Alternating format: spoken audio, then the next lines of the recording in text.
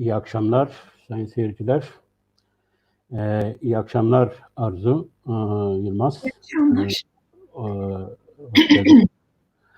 Bugün Lozan'ı konuşacağız. Lozan tartışmasının günümüzde bizim için neler ifade ediyor? Lozan Anlaşması'nın 97. yıl dönümü ve iki konu başlığı altında bunun yapılmasını öneriyorum. Siz ne dersiniz? Birincisi Lozan 97 yıldır ya da diyelim ki 100 yıldır bir Türkiye yarattı. Bu Türkiye bugün kendi yaratılmış olduğu o koordinatlarla bir şey içinde, bir sorun içinde. Onun 100. yıl dönümünde şeye hazırlanıyor Türkiye. Yani yeni bir Türkiye ilan etmeye hazırlanıyor. Bu ne ölçüde Lozan olmayan bir Türkiye olarak düşünülüyor. Doğrusu bunu yeni Türkiye olarak şey yapıyorlar ama ben bunu daha fazla farklı bir Türkiye olarak şey yapıyorum. Çünkü yeni dediğimiz zaman bu yeni lafı biliyorsun Batı kültüründe de böyle pozitifliği, iyiliği, iyi bir şeyi şey yapar, genellikle ifade eder. Biz buna bugünkü işaretleriyle aslında biraz kendimizi garantiye alarak farklı bir Türkiye desek daha iyi gibime geliyor. İşin bir yanı bu. Yani bu 100 yılında ilan edilecek yeni ya da farklı Türkiye'nin şimdiye kadar kurulmuş olan bu Lozan Türkiye'siyle çakışma ve çatışma alanları neler olabilir? Bunun bugünden işaretlerini neler olarak görüyoruz? Tabii ki 3 yıl sonra bu konseptin sahipleri, bu farklı Türkiye'nin sahipleri bunu açıkça manifestoyla ilan edeceklerdir herhalde ama biz şimdiden bunun üzerine bir fikir şeyi yapalım. Aslında bu anlamda da sembolik olarak bugün Lozan Anlaşması'nın 97. yıl dönümünde seçilen Ayasofya Kilisesi'nin, Ayasofya sonradan müze olarak adlandırılan kilisenin bugün cami olarak dünya bir şov gibi açılması ve ilan edilmesinin de bu bağlamda, bu yeni farklı Türkiye bağlamında ya da Lozan alternatifi Türkiye bağlamında ne anlama geldiğini sana ilk soracağım ama ona geçmeden önce tekrar ikinci başlığımızı kısaca şey yapayım. Dilerim sen de benimle aynı şeyi paylaşırsın. Lozan'ın eğer temel çerçevesi yeni bir Türkiye kurmak idiyse, yeni bir devlet Türkler için, ikinci büyük meselesi de Kürdistan sorununu çözmekti. Ve gerçekten bir Kürdistan sorununu çözdüğü bir şekilde 100 yıldır biz o çözümü yaşıyoruz. Bu Kürdistan'ın parçalanmasıydı. Parçalanmayla bu sorunu gündemde yani kendileri için çözme gibi bir durum vardı. Bu ne ölçüde çözüldü? Bugün gelinen noktada çözülen Kürdistan sorununun, 20. yüzyılda çözülen Kürdistan sorununun artık yeni bir yüzyıl için bize nasıl bir Kürdistan sorunu bırakıyor? Bunun işaretleri nedir? Yani daha doğrusu şöyle diyelim, bir ana Kürdistan vardı. Onu çözerken şimdi 4 Kürdistan sorunuyla karşı karşıyadır dünya ve bizler.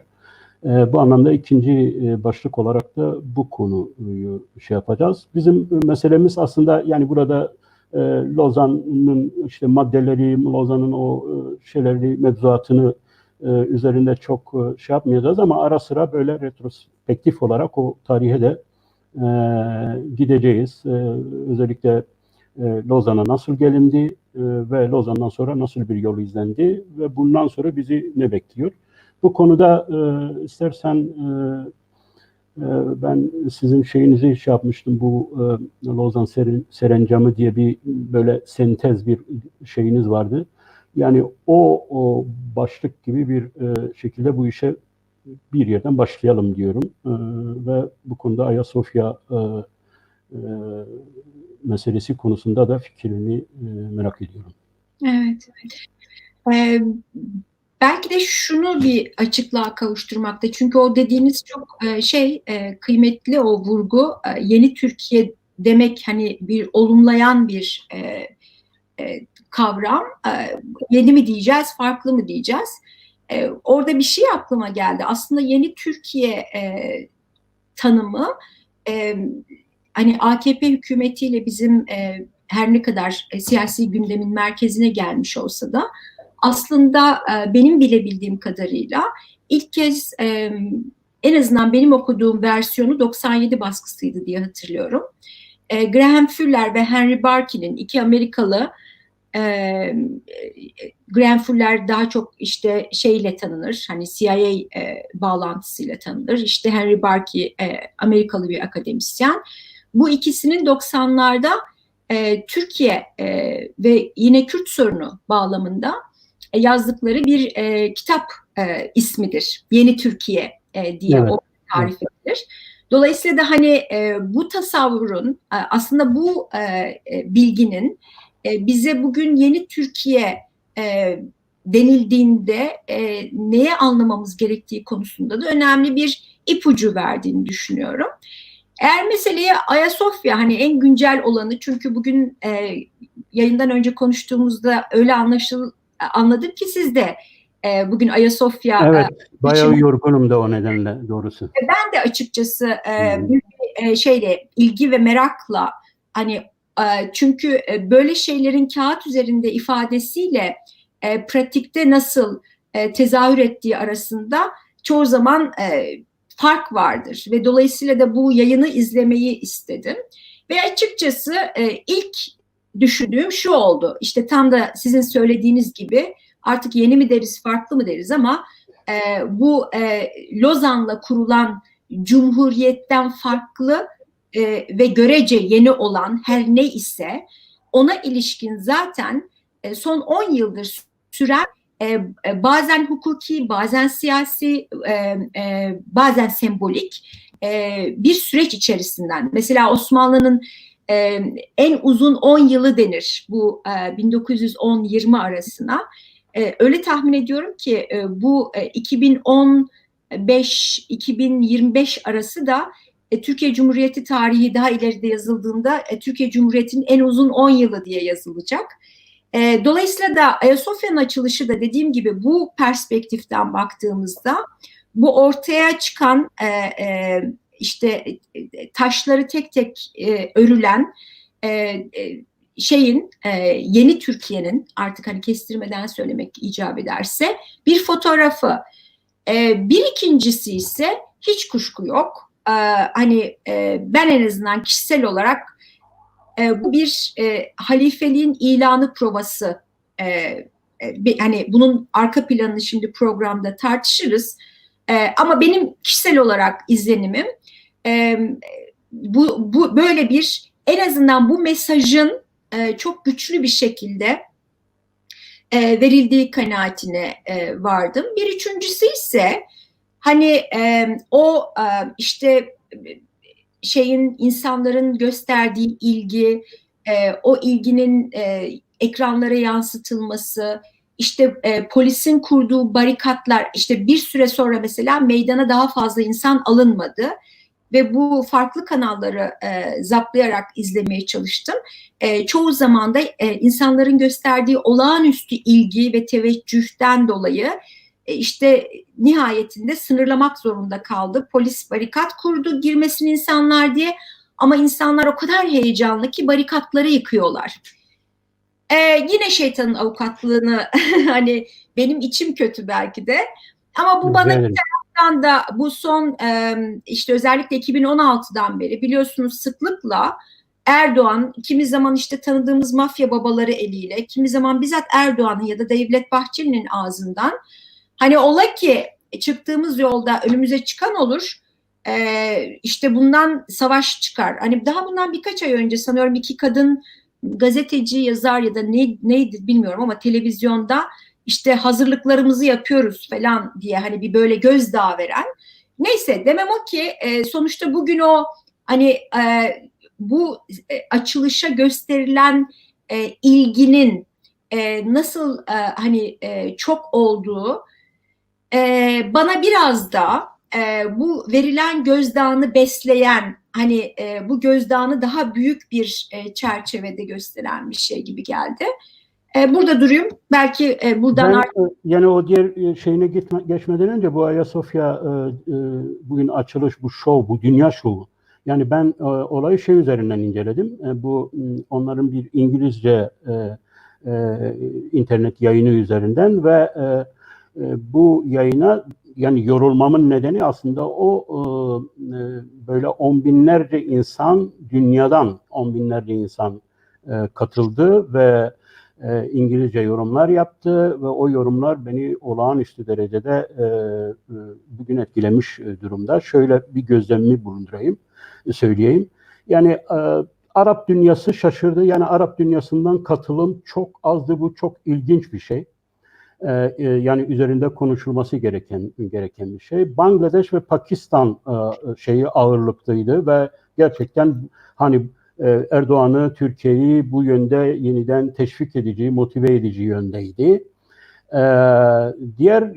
Diğer taraftan o bahsettiğiniz o sokaklardaki olanların düşüncesi şöyleydi.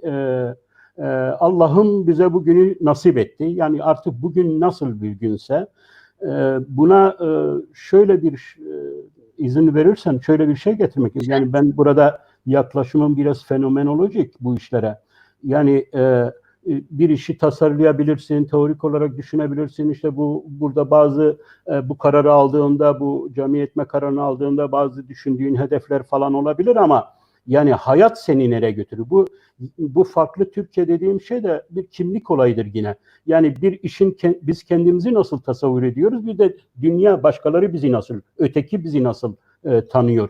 Yani burada bugün aldığım izlenim, bu dünyadan aldığım izlenim olağanüstü derecede bir Erdoğan düşmanlığı, anti-Türkiye kampanyası başlamak üzere dünya çapında bence. Bu konuda olağanüstü derecede ciddi yorumlar vardı, ciddi şeyler vardı ve bu hatta böyle hani lafı şey yaparsam zaten orada duruyor, bu benim lafım değil. Ben sadece İngilizcesini çeviriyorum. Yani bu Ayasofya'nın cami yapılması Türkiye'nin sonu olacaktır. Bu Türkiye'nin başına yıkılacaktır o Ayasofya Camisi ve bunu çok ciddi böyle ne bileyim politika uzmanları, uluslararası ilişkiye uzmanları gibi insanlar da yapıyordu. Şimdi acaba bu planlanmış mıydı? Ben bilmiyorum ama Türkiye gerçekten bu anlamda bugün bunun şifrelerini çözebiliriz. 100 yıldır inşa edilen Lozan Türkiye'sinin tersine bir yere gidiyor. Bu Lozan'ı işte bizim için tartışma, meşruiyet sorunu dediğim şey bu. Bu yıllardır Kürtlerin aslında her yıl Lozan Anlaşması yılında oturup işte konferanslar yapmış. Biz sizinle de yapmışız biliyorsun. Yani yapmış olduğumuz şeylerdi ve dünya bize sağırdı. Dünya bizi duymuyordu bu şeyde.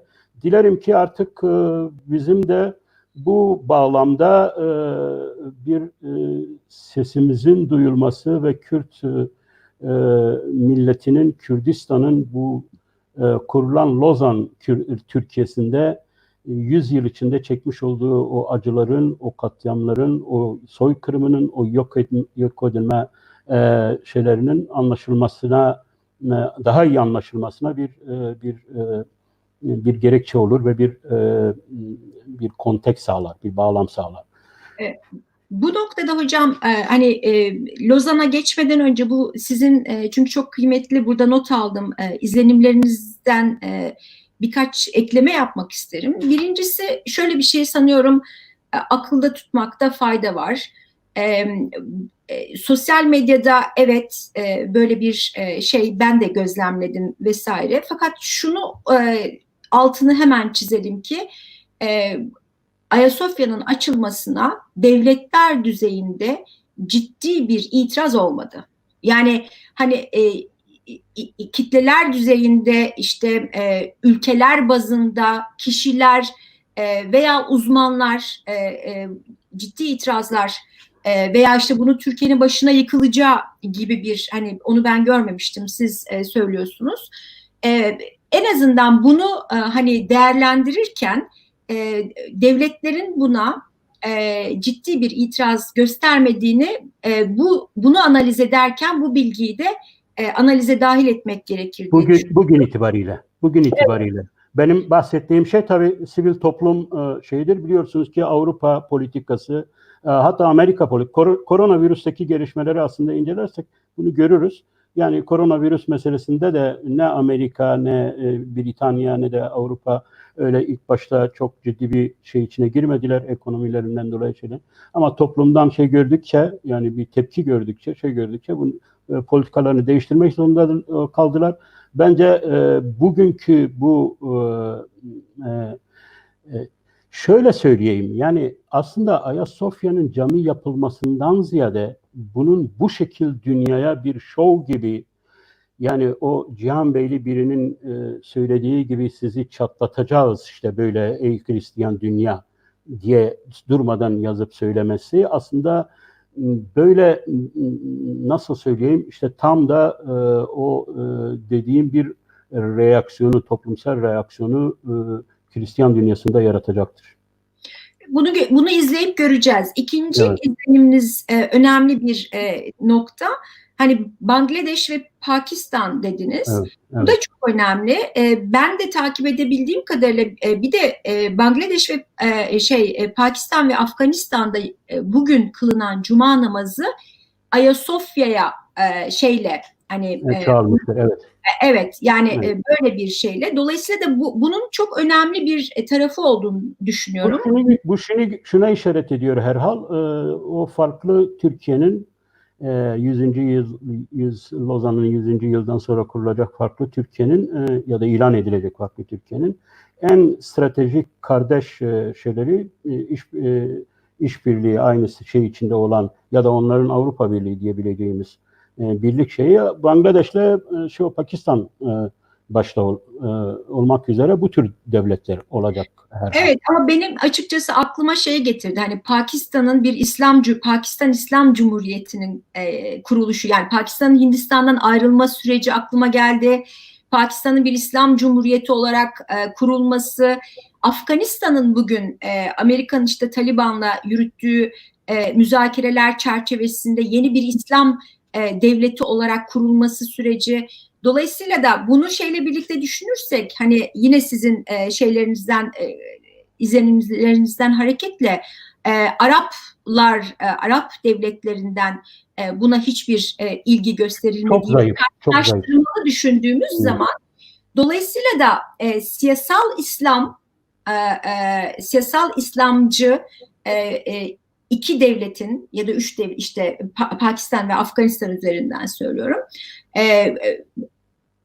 iki ülkenin verdiği tepkiyle işte bugün Arap devletlerine baktığımızda daha çok bir militer Arap milliyetçiliğinin yeniden inşa olduğu, yani İslamcılıktan çok Arap milliyetçiliğinin öne çıktığı bir coğrafyanın ilgisiz kalması. Dolayısıyla bu ikisinin karşılaştırmasının da yine hem yeni Türkiye bağlamında çok iyi okunması gerekecek. Yani önemli bir veri olduğunu düşündüm.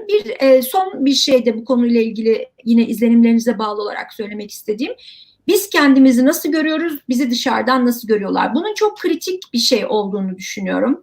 Ve işin açıkçası bu Ayasofya bağlamında genel olarak Türkiye'de son yıllarda yapılan değişim, son yıllarda yaşanan değişim bağlamında işin açıkçası Türkiye'nin, Türk kamuoyunun henüz yaşadıklarıyla tam algılayamadığını ya da yüzleşmekten kaçındığını. Bunu da neden söylüyorum? Çünkü ısrarla hala Ayasofya'nın açılışı bağlamında bile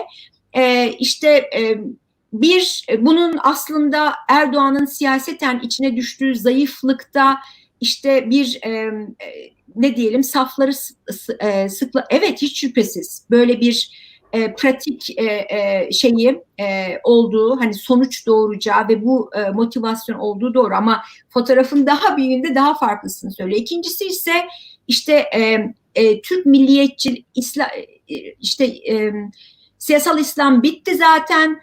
Türkiye'de AKP'de İslamcı iddiadan vazgeçti. Zaten günün sonunda nasıl Devlet Bahçeli'nin AKP politikalarını domine ettiğinden de yola çıkarsak, günün sonunda Türk milliyetçiliği yuttu. Siyasal İslam'ı Türkiye'de. Ben buna da katılmıyorum açıkçası. Yani bunun çok hani tıpkı Neo-Osmanlıcılık nasıl Türkiye'deki aslında İslami değişimi daha çerçevesini oluşturduğu kadar, aynı zamanda bu değişimin çok fazla göze batmamasına yardımcı olduysa, bugün Türk milliyetçiliğinin de benzer bir işlev gördüğünü düşünüyorum. Arzu, bunu müsaade edersen yani şunu da ekleyeyim, özür dileyerek. Bir de nasıl göründüğümüz. Hani bunu bir cümleyle söyleyeceğim. Aslında bakarsanız hani bu biraz önce sizin söylediğiniz izlenimlerinizi de destekleyen bir şey. Benim kişisel olarak yurt dışındaki tecrübem bir İslamcı otoriter bir Türkiye fotoğrafı bence bugün uluslararası alanda artık Türkiye'nin ne olduğuna dair herhangi bir şüpheye yer bırakmayacak şekilde konsolide olmuş durumda. Yani Türkiye ne olduğunu, ez cümle söylemek istediğim, Türkiye henüz ne olduğunu, kim olduğunu, bununla ilgili bir kafa karışıklığı ve hatta bana göre bir yüzleşme sorunu yaşarken, dışarıdan bakıldığında, çünkü siz ikinci soruyu da öyle koydunuz, hani nasıl görünüyor diye, ama bence dışarıdan insanlar Türkiye'ye baktığında bir kafa karışıklığı yok. Türkiye İslamcı otoriter bir ülke diye kanaatler netleşmiş gibi geliyor bana. Bu bağlamda aslında şeyi anlamamız için biraz bu hani Türk insanlığı dediniz. Bence iyi analizler için artık bu klasik milliyetçi, İslamcı, bu tür ideolojik ve politik şeylere çok fazla, yani tabii önemlidir de çok fazla etmemek lazım, rağbet etmemek gerektiğini düşünüyorum. Yani ortalama bir Türk insanının bir sosyal psikolojisi var. Bunun bir profilini biz çıkarabilirsek şunu dememiz gerekiyor belki de. Yani bu AKP için, AKP'ye oy verenler çerçevesinde de olabilir, CHP'ye, diğerlerine. Ortalama Türk insanının bir milliyetçilik, yani Lozan Türkiye'sinin kurduğu Türk insanının bir millet şeyi var, bir millet meselesi, millet olma meselesi var. Bu millet olmayla, yani rahat bir, onurlu, böyle işte mutlu bir ülkenin vatandaşı olmakla o eski ihtişam ve şan arasında gidip gelen bir sosyal psikolojidir. Buna ben Lozan'la Sevr arasında gidip gelme olayı diyebilirim. Yani Sevr sendromu bütün Türk insanında vardır. Ama bu Sevr sendromu olmasa, yani bu korku olmasa, bu endişe olmasa, Türkiye insanının, ortalama Türk insanı sosyal psikolojik olarak aslında birer Erdoğan'dır. Yani Erdoğan gibi eski Osmanlı'nın iktidar alanlarını, etki alanlarını isteyen, aslında onun için ahvah eden, nostaljiye hasret çeken ortalama bir şey. Ama onun isteme şeyi, belki şiddeti biraz daha farklı olabilir. İşte biraz daha rasyonel olanlarda ya da Sevr sendromu biraz daha güçlü olanlarda biraz daha farklı olabilir. Aslında bunu şöyle ifade edeyim. Yani bugün iki Türk siyasetçisinin, biri tarihte işte Mustafa Kemal, diğeri de bugünkü çağdaş Recep Tayyip Erdoğan'ın bu Lozan sendrom Sevr bağlamında söyledikleri iki şey var. İki farklı şey var. Aslında şeyden başlayalım, Recep Tayyip Erdoğan'dan başlayalım. Recep Tayyip Erdoğan diyor ki bize Sevr'i korku olarak önümüze koydular ki Lozan'da bize bu hezimeti yaşatsınlar. Yani Lozan bizim için bir başarı, zafer değil, bir hezimettir diyor. Bu sonuçlara katlanmak zorunda kaldık. Çünkü yoksa Sevr vardı. Sevr'le bizi korkuttular. Aslında Sevr'le o kadar da yani herhal o kadar da gerçekçi ya da o kadar da o işe inananlar gibi gözükmüyorlardı. Ama buna karşın Mustafa Kemal şunu der, adeta Lozan olmasaydı bize Sevr kabul edilecekti. Yani Lozan'ı düşündüğümüz zaman sürekli olarak bunu Sevr'le mukayese yaparak düşünmelisiniz. Nutuk'ta bunu çok ciddi bir şekilde açıklar ve adeta bu anlamda yani Sevr'i düşünürken Lozan'ın büyük bir zafer olduğunu, büyük bir başarı olduğunu temellendirmeye çalışır. Bu noktada izin verirseniz söylemek isterim hocam. Çünkü hani siz ortalama Türkiye vatandaşının sosyolojisi, psikolojisi bağlamında bir analiz yaparken açıkçası şunu söylemeden geçmek doğru olmaz diye düşünüyorum. Yani siz de takdir edersiniz ki hani bireyin hafızası da tutumları da devletten, hele ki Türkiye gibi milletin devleti değil, devletin milleti olan, hani millet dediğin şey devletin milletidir. Hani Türkiye'deki devlet milletin devleti değildir. Türkiye'deki devletin bir milleti vardır. Bunu niye söylüyorum? Çünkü aslına bakarsanız zaten siz de söylüyorsunuz aslında.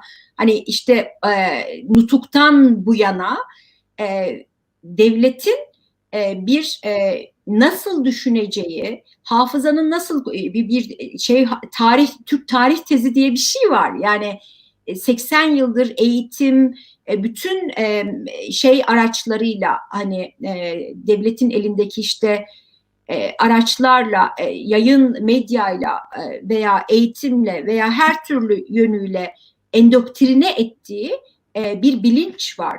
Ve o bilinç evet Sevr sendromu hani bundan 80 yıl önce de olduğu gibi bugün de hala Türkiye'nin belirleyici hani temel insanları, kitleleri mobilize etmede başvurulan, işte bu beka sorunu olarak son dönemde gündemleştiği üzere başvurulan temel referanslarından bir tanesi. Yani demem o ki sonuçta biz hani toplumun sosyolojisini devletlerin politikalarından çok bağımsız düşünemeyiz. Hele ki Türkiye gibi bir milletten bahsetmeyi ancak devletin milleti üzerinden düşünebileceğimiz bir memlekette. Ama işte şimdi devlet ortalama Türk vatandaşına yeni bir ideal öneriyor. Yani yeni bir heyecan veriyor. Yeni bir dünyada yeni bir daha onurlu, daha şerefli, daha geniş bir şeyde Türkiye gömleğine. Yani bunu söyleyen yine devlettir.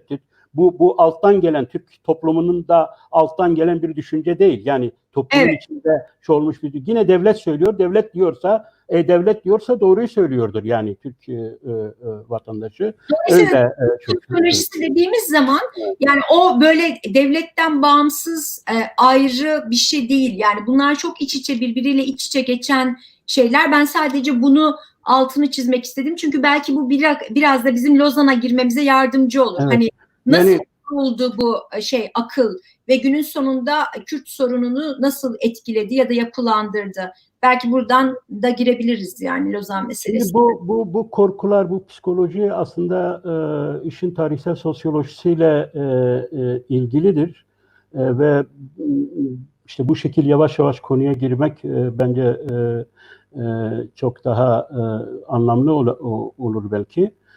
Şeye de bize yani bundan sonra neler olabilir ya da bu farklı Türkiye dediğimiz şey ne kadar gerçekçidir, ne kadar mümkündür meselesi de ancak böyle bir tarihsel bağlamdan biz çıkarabiliriz. Şimdi şunu söylemek istiyorum.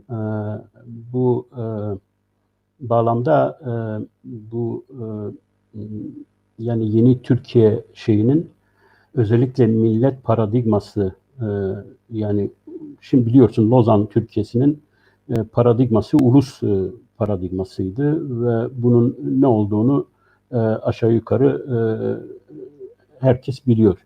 Ama millet meselesi biraz sorunlu bir mesele. Ben aslında biz Kürtlerin de, Kürt siyasetçilerinin de 20. yüzyılın başlarında bu millet kavramıyla manipüle edildiklerini, bu millet kavramıyla bizi bir şekilde oyaladıklarını, bir takım umutlar verdiklerini ve sonradan o millet kavramından bizim anladığımız millet değil, ulus çıkardıklarını bilmemiz gerekiyor. Bu nedenle Lozan aslında hangi paradigma temelinde tarihsel olarak gelişti, bunu konuşmamız lazım. Belki bazı seyirciler şu anda ya Lozan'ın işte o maddeleri nelerdir, ne değil, nasıl oldu, onları biraz konuşalım gibi bir düşünce içinde olabilirler. Belki hani yeni gençler şeyler haklı olabilir bu konuda ama ben Lozan'ın Lozan Anlaşması'ndan öte bir şey olduğunu düşünüyorum. Lozan bir Türkiye kurucu paradigmasıdır, bir kurucu belgesidir. Yani aslında Kemalizm yerine Lozanizm bile denilebilir. Bunun öznesi sadece Türk Kuvayi Milliyesi ya da Mustafa Kemal değil.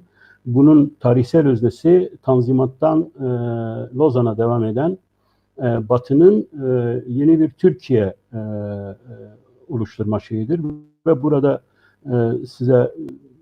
siz biliyorsunuz, yani Türkiye lafının da, Türkiye kavramının da aslında Batı tarafından icat edilmiş ve çok ilginçtir. Daha Osmanlı 19. yüzyılların başlarında, ortalarında bile Hristiyan dünya Osmanlı'ya Türkiye, Türk diye seslenmeye başlamışlar. Mesela ben Bulgaristan ve Slav dillerinde hemen hemen hepsini yapıyorum. Bunların hiçbirinde özellikle 19. yüzyıla ilişkin Osmanlı denilmiyor. Yani Türkiye deniliyor ya da Osmanlı Türkiye'si deniliyor. Bu bilinçli olarak yani seçilmiş, kurgulanmış bir ideolojik yönelimdir. Ve çok ilginçtir. Buna hep örnek veriyorum. Sosyolojinin kurucusu Igor Kon şunu yapmıştır. Osmanlı vezirine yani yeni modern Batı dünyasını kuracak sosyolojinin babası adam kalkmış vezire mektup yazmış. Çok önemlidir, çok tarihsel bir şeydir. Diyor ki bundan sonra artık bütün hepimizin dini pozitivizmdir. Yani ulus olmaktır ve size inanıyorum ki siz de bu işin öncüsü olacaksınız. Size çok büyük umudum var falan filan. Yani demek istediğim Batı'da hem aydınlar tarafından hem Avrupa siyaseti tarafından Osmanlı'nın cihani dini imparatorluk ki bu büyük bir tehlikedir ulus devletler karşısında özellikle. Zaten din zamanında da tehlikeydi ama ulus devletler zamanında hay tehlikedir. Bunu ortadan kaldırmak için bu Türkiye'lilik, Türkçülük, Türklük ya da millet, yani onların kastı tabii ulustu. Ulusun karşılığı yoktu Osmanlı'da o zaman. Ve bu ümmetten millet kelimesi şey oldu. Biz ne yapabiliriz? O zaman Türklük de yok. Ne yapabiliriz? Bu Türklük denilen şey bizim Batı Avrupa'nın bize söylediği o Türklük meselesini gelip işte bu ümmet şeyinde yani dini temelde kardeşlik olarak adlandırabiliriz ve bunun ismine de millet deriz. Bizim milletimiz işte Müslüm millettir, diğeri de gayrimüslim millettir. Osmanlı İmparatorluğu yeni dönemde artık bu iki sistem çerçevesinde kutuplaşıyor ve ya da böyle bir sisteme temelinde buna çağdaş şeyle ulus inşa diyelim. Ulus inşa yapmaya çalışıyorlar Tanzimat'tan bu yana ama bu tabii ki başarılı olamıyor. Çünkü dinle ulus arasında yani nasyon arasında büyük bir fark var. Yani Hristiyanlar özellikle kendi işlerinde bir tek kimlikte birleşmiyorlar. Yani hatta kiliseleri işte bugün gördüğün Ayasofya Yunanlıların şeyidir. Yani gerçi bugün Gürcüler daha fazla şey çıkarıyorlar ama onlar da Ortodokslar olduğu için onlara yakın bir şeydi ama yani Osmanlı o zaman Batı'nın da etkisiyle bunların kiliselerini bile ayırıyor. Mesela Bulgar ulusu aslında Bulgar kilisesinin İstanbul'da ayrılmasından sonra gelişmeye başlamış bir ulustur. Bu Hristiyan dünyasında bu şekil uluslar farklılaştığı için o gayrimüslim millet diye bir millet yani hayal bir şey. Yani mümkün değil. Böyle bir kimlik yok. Tamam onlar Hristiyan olarak belki birbirlerine Hristiyanlık din şeyinde sahip çıkabilirler ama onlar her biri ne kadar benimden farklıysa senden de o kadar farklıdırlar. Yani Hristiyandan da o kadar farklıdırlar. Aslında o dönemde Bulgarların asimile olma tehlikesi Osmanlılardan değil Yunanlılardandır. Yani kendilerini Yunanlılardan korumaya çalışıyorlar. Çünkü asimilasyon şeyi oradan geliyor. Türkler, Osmanlılar Bulgarları şey yapamıyor. Yani asimile edemiyor. İstese de edemiyor yani. Aha, ne yapabilir? Çocukluktan alıyorlar işte o şeyler, Yeniçeri gibi. Alıp onu mankurtlaştırıp şey yapabiliyorlar ama bir ulusu şey yapamıyor, asimile edemiyor. Ama şeye geldiğinde, Müslüm millete geldiğinde, bize geldiğinde bu özellikle ta işte Lozan'a kadar bu hayal devam ediyor. Yani bu hayalle seni manipüle edebiliyor ve birlikte tutabiliyor. Çünkü zaten Batı'nın da Hristiyan dünyanın da İslam'a baktığı şey, yani Müslümanlara baktığı şey tek kimlik çatısı altında görmek. Onları ayırma, ayrı ulusa şey etme politikası yok. Bu aynı zamanda yani Osmanlı'da da yok. Yani Osmanlı kendi içinde de yok. Tabii burada evet, izin verirseniz hocam, hani daha fazla ilerlemeden, çünkü birkaç tane hani farklı baktığım hatta itirazım olan yerler var. Ona ilişkin bir notumu düşmek isterim. Birincisi şu, çok yerinde bir tespit. Evet, yani Türkiye kendisine Türkiye demeden önce Batı Türkiye'ye Türkiye diyor. Ya da Osmanlı'ya daha doğrusu Türkiye diyor. Fakat bunu hani Türkiye'yi zaten Batı kurmaya karar vermişti diye açıkçası okumuyorum. Ben bunu daha çok şöyle düşünüyorum. Yani Osmanlı'ya Türkiye denilmesinin, tarif edilmesinin milliyetçilik ideolojisinin Batı'da, daha doğrusu Avrupa'da ortaya çıkışıyla denk düşen bir hali var. Yani artık Fransız ihtilalinden sonra zaten şeylerin, hani toplulukların, halkların bir millet kimliği üzerinden algılanması gibi bir durum var. Dolayısıyla hani oturup düşünüp de ya biz bu Osmanlı'dan bir Türkiye çıkaralım, adını da Türkiye koyalım gibi, hani öyle anlaşılırsa eğer, en azından anlaşılmasın diye söylüyorum. Hani böyle bir, hani bu daha çok o dönemin ideolojik, Batı'nın düşünce yapısını şekillendiren ideolojik dominant, başat ideolojik yaklaşımdan kaynaklandığını düşünüyorum. Bu bir. Benim bunu belirtmem, burada şey yapayım yani anlaşabilelim. Tamam. Benim bunu belirtmem tam da işte bu söylediğin şeyden sonra, yani Lozan birden bir imzayla bir Batı tipi bir ulus yaratmadı Türkiye'de. Bunun bir tarihsel sosyolojisi var. Bunu tabii ille de Batılılar istediler gibi değil, ama bu tarihsel sosyolojide çok güzel bir şekilde tanzimatla, reformlarla, gelinen noktayla, Hristiyanların ayrılmasıyla, mesela millet meselesinde, Müslüm millet meselesinde en büyük etkiyi, bunun hayal olduğunun en büyük etkisini Arnavutların ayrılması ortaya çıkarır. 1912'de Arnavutlar ayrıldığı zaman bu mesele de demek ki bir hayal. Bu da olmayacak. Araplar Ulusal Kurtuluş Savaşı'nı başlatmış.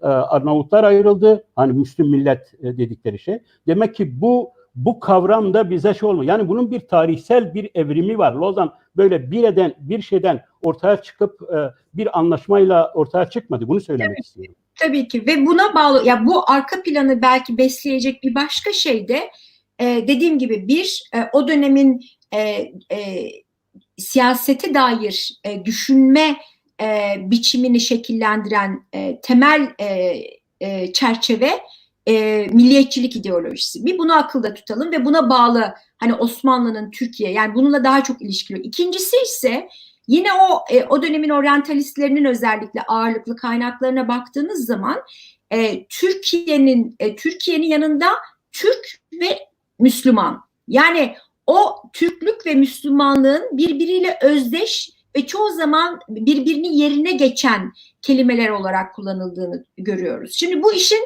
dışarıdan nasıl göründüğü ve arka planı bir ölçüde.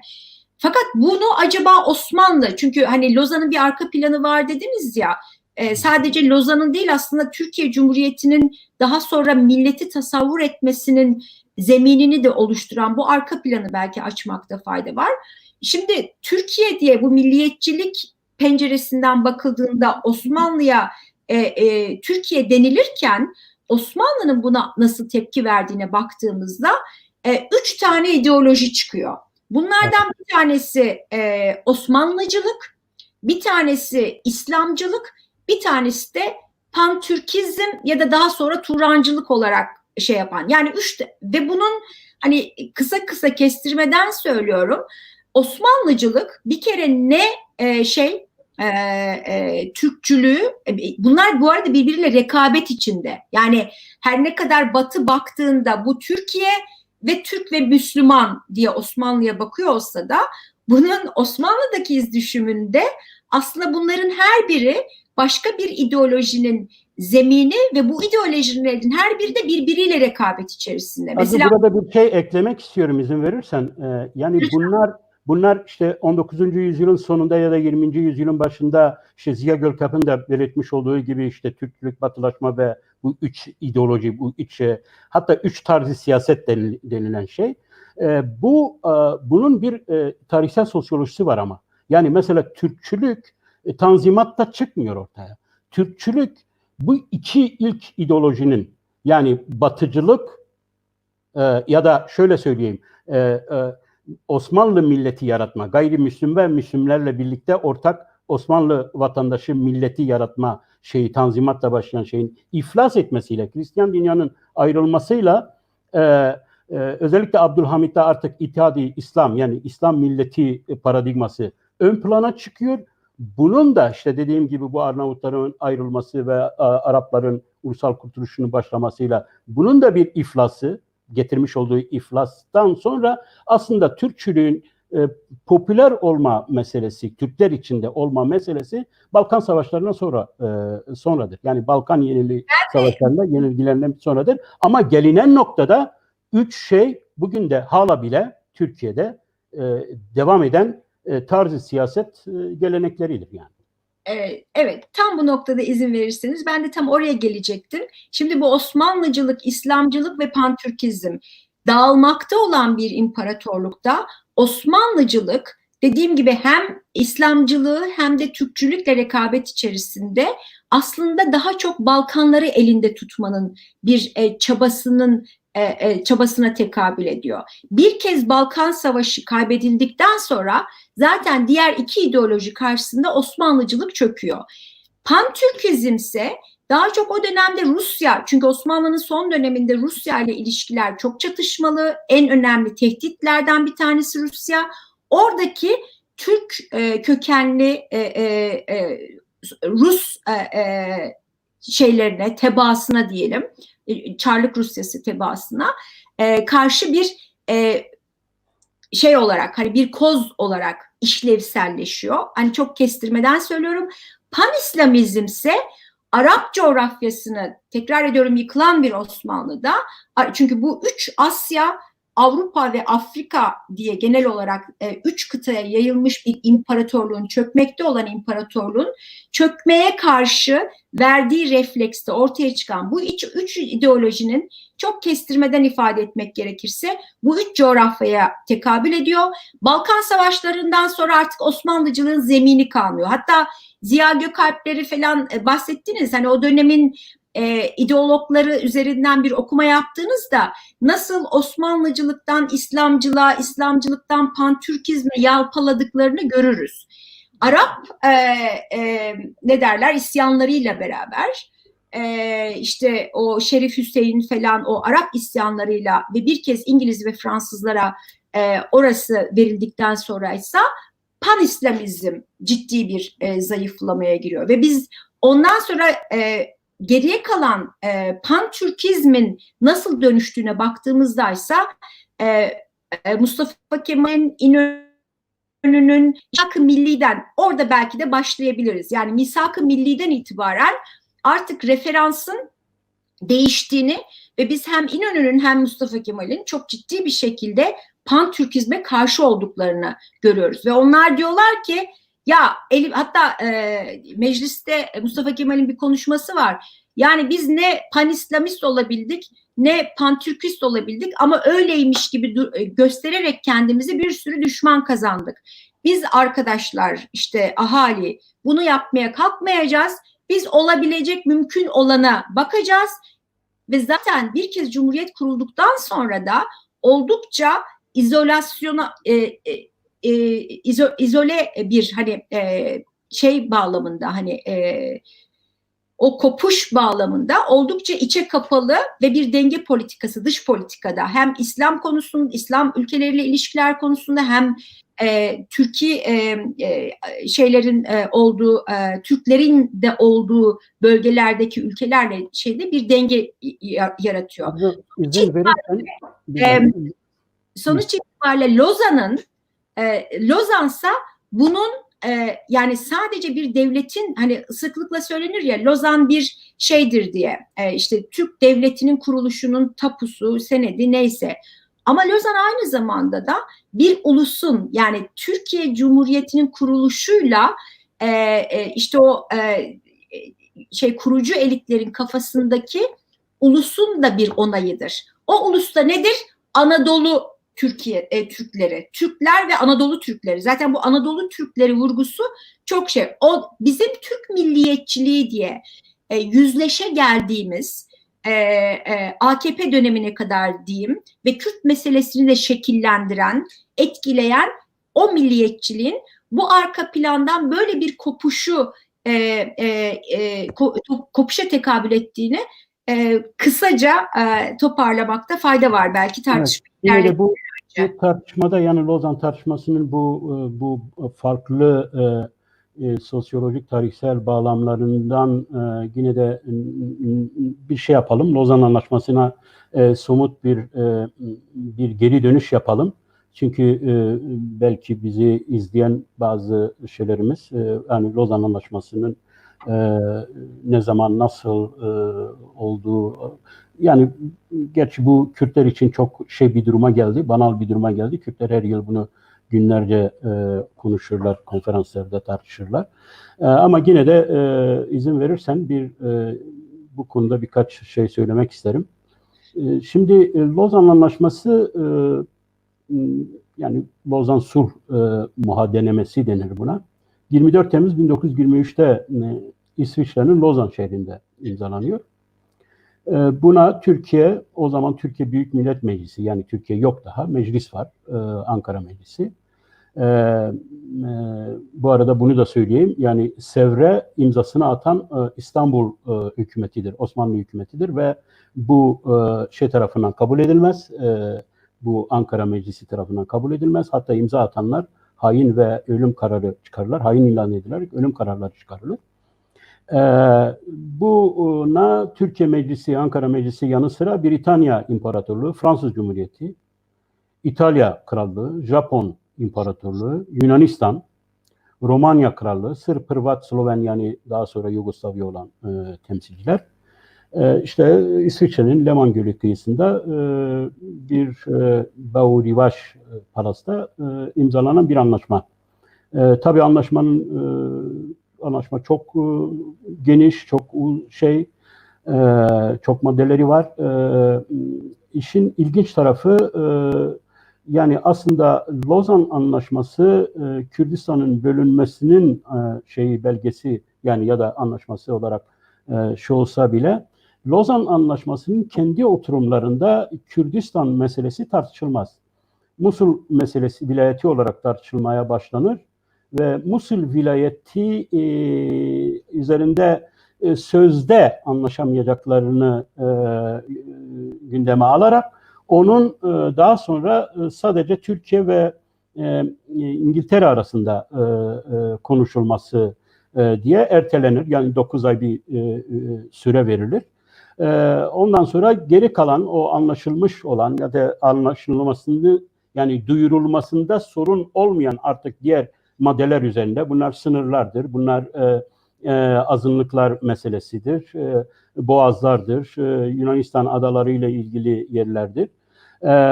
Yani özellikle ve kapitülasyonlar yani bu Osmanlı kapitülasyonları üzerine şeydir. Ya bunlar üzerine anlaşılır. 1920 yazına gelindiğinde işte Birinci Dünya Savaşları. Çünkü neden anlaşılır? Çünkü artık Artık Yunanistan çekilmiştir. Türkiye İzmir'den çekilmek zorunda kalmıştır. İngilizler artık İstanbul'u terk etmişlerdir ve yeni bir savaş şeyini kimse göze almak istemiyor. Riskini kimse göze almak istemiyor. Gün geçtikçe de barış kaçınılmaz bir şey oluyor ve bu nedenle de yani artık bu işin adını koymak gerektiğini, noktayı koymak gerektiği gibi bir görüşe varırlar ve buna barış anlaşması imzalanır. Bunlar birçok anlaşmadır. Bunların birçoğu tabii artık geçerliliğini yitirmiştir, özellikle İkinci Dünya Savaşı'ndan sonra. Şimdi şeyden bahsettin, bu aşamada belki siz onu düşünürken ben bir iki ekleme yapmak isterim. O da birincisi şu hocam, belki bir misak-ı milli, yani o Lozan Anlaşması'nın na giden süreçte ve Türkiye Cumhuriyeti kurulurken sınırlarının belirlenmesinde bir misak-ı milli çerçevesinin var olduğunu akılda tutmak gerekir ki misak-ı milli ilk kez Osmanlı Mebusan Meclisi'nde İstanbul'da işte Paris Konferansı'na gönderilen bir şeydir aslında. İşte hani, aslında ona o zaman ortaya çıkmıştır. Bu daha sonra işte hani Erzurum, Sivas kongreleri ve nihayetinde Lozan'a gidene kadar büyük ölçüde şey yapılan, hani çerçeve kabul edilen ya da onun üzerinden pazarlığın şeyi, yani Osmanlı'nın artık ortadan kalktığının bir kez idrakının ertesinde kalan topraklar misak-ı milli üzerinden ve bunun da bir aslında Osmanlı'nın işte Paris Konferansı'na giderken Mebusan Meclisi'nden geçen bir belge olduğunu akılda tutmak gerekir. Misak-ı milli ile ilgili bugüne ışık tutabilecek bir notu da belki aktarmakta fayda var. Bu ilk şeyde ne derler işte misak-ı milli şeyinde ve daha sonra da İsmet İnönü şeye giderken de Lozan'a giderken de üzerinden tartışılan şunu söyler. Halep'in kuzeyinden Cerablus Köprüsü sınır kabul edilerek Deir Zor'u da içine alan Musul, Kerkük ve Süleymaniye'yi içeren. Dolayısıyla bu bize hani misak-ı milli hem Kürtlerin Kurtuluş Savaşı sürecinde Lozan'a kadar çünkü malum 2. İnönü Savaşı bitene kadar işte Kürtlere bir takım şeyler hani işte hani Kürtlerin bugün 1920 referansının vermesinin bana göre son derece zayıf ama delili olabilecek tek şey de 1922 İkinci İnönü Savaşı zaferle sonuçlandıktan sonra zaten tümüyle ortadan kalkar. Daha İkinci İnönü Savaşı bittikten hemen sonra Atatürk Associated Press'e verdiği bir demeçte Türkiye Türklerindir der. Oysa ne Erzurum ne Sivas kongrelerinde ne de meclisteki o güne kadar Ankara'daki mecliste yapılan konuşmalarda Türk vurgusu yoktur. Dolayısıyla bunu hani misak-ı millinin Kürdistan'ın bugün en azından yaşanan olaylara ışık tutabilecek ölçüde hangi arka plana dayandığı ve bir ikincisi ise Türklük vurgusunun sadece yapılmamış olmasını yani Türklük vurgusunun ne zaman dile geldiğini ikinci İnönü muhaberesi kazanıldıktan sonra olduğunu akılda tutmak gerekiyor. Şimdi misak-ı milli ile ilgili izin verirsen Arzu. Ben de onu diyecektim. Bunlar belki bize Lozan'da Kürtlerin pozisyonu ve o bağlamda sonuç neye geldi ve oradan buraya belki gelme imkanımız olabilir diye bu şeyi yapmak istedim. Bu girişi yaptım. Şimdi misak-ı milli tabii bu 100. yıl dönümüyle ilgili tabii ki esas tartışmamız gereken bu. Ben bu sona doğru bu konudaki görüşümün ne olduğunu söylemek isterim.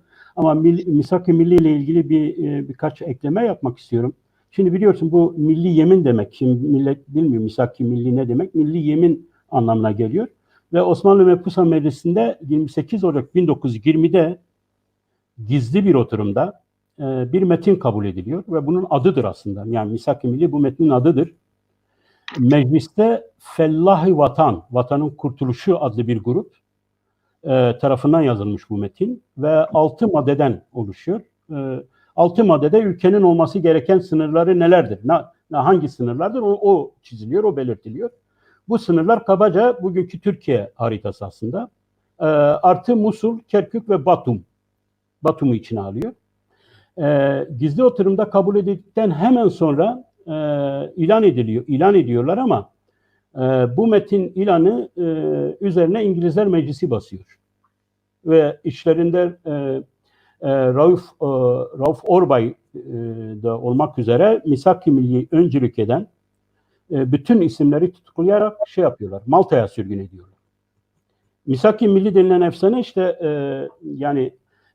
bugün aslında Ayasofya'nın camisi açılışı yayınına on binlerce insan tarafından yapılan yorum, görüş ve tavırlarda da çok net bir şekilde gösterilmiştir.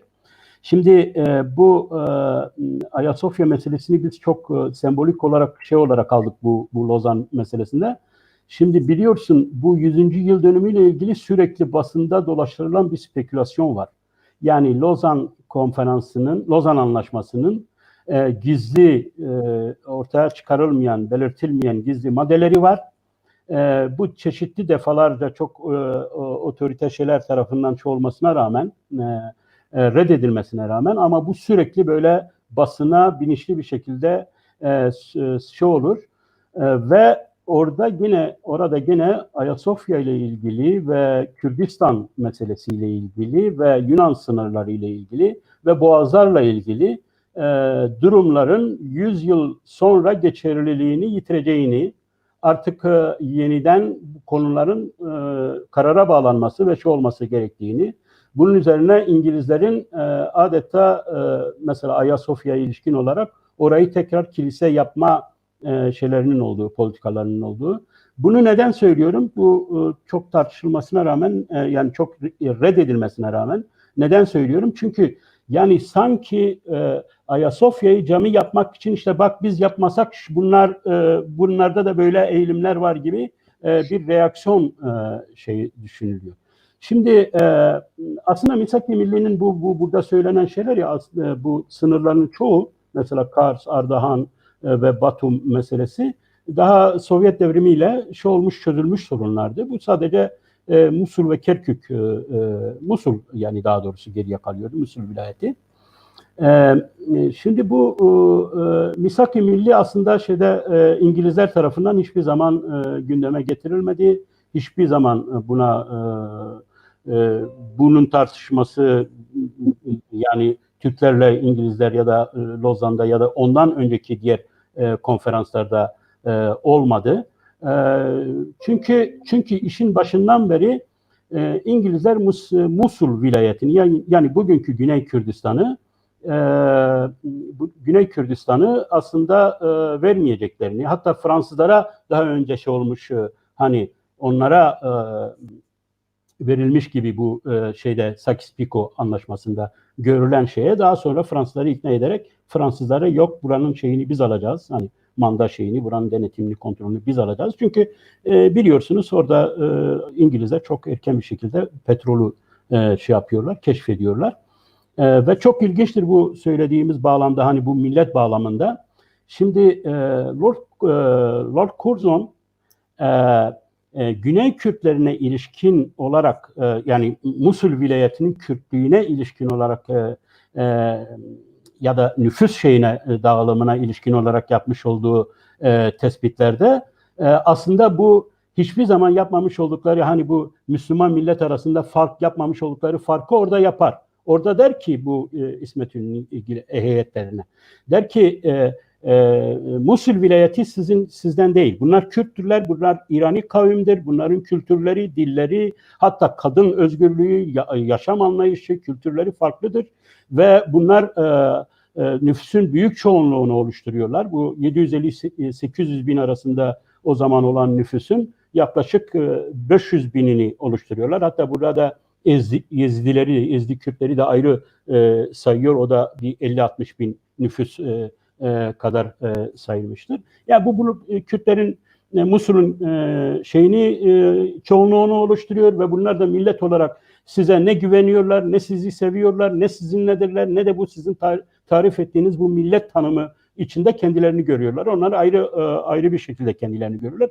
Ama Lord Curzon gel gör ki aynı pozisyonu Lozan'da yani bugünkü Türkiye Kürdistan'ı diyelim ya da bugünkü Kürdistan Türkiye için yapıldığında hiç dile getirmiyor. Yani orada ya işte Kürtler sizden ayrıdır demiyor. Yani orada mesela savunulan şey şudur. Savunulan düşünce İsmet İnönü tarafından Mustafa Kemal'in söylediği düşüncedir. Biz bir milletiz. Bu millet Türkler ve Türk ve Kürt unsurları tarafından oluşmaktadır, teşkil olmaktadır.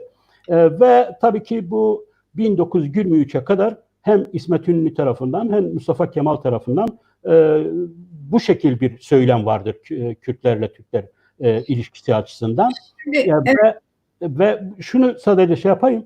Yani burada bu çok önemlidir. Yani Mustafa Kemal Lozan sonrasında şeyi değiştirir. Bu kavramın içeriğini değiştirir.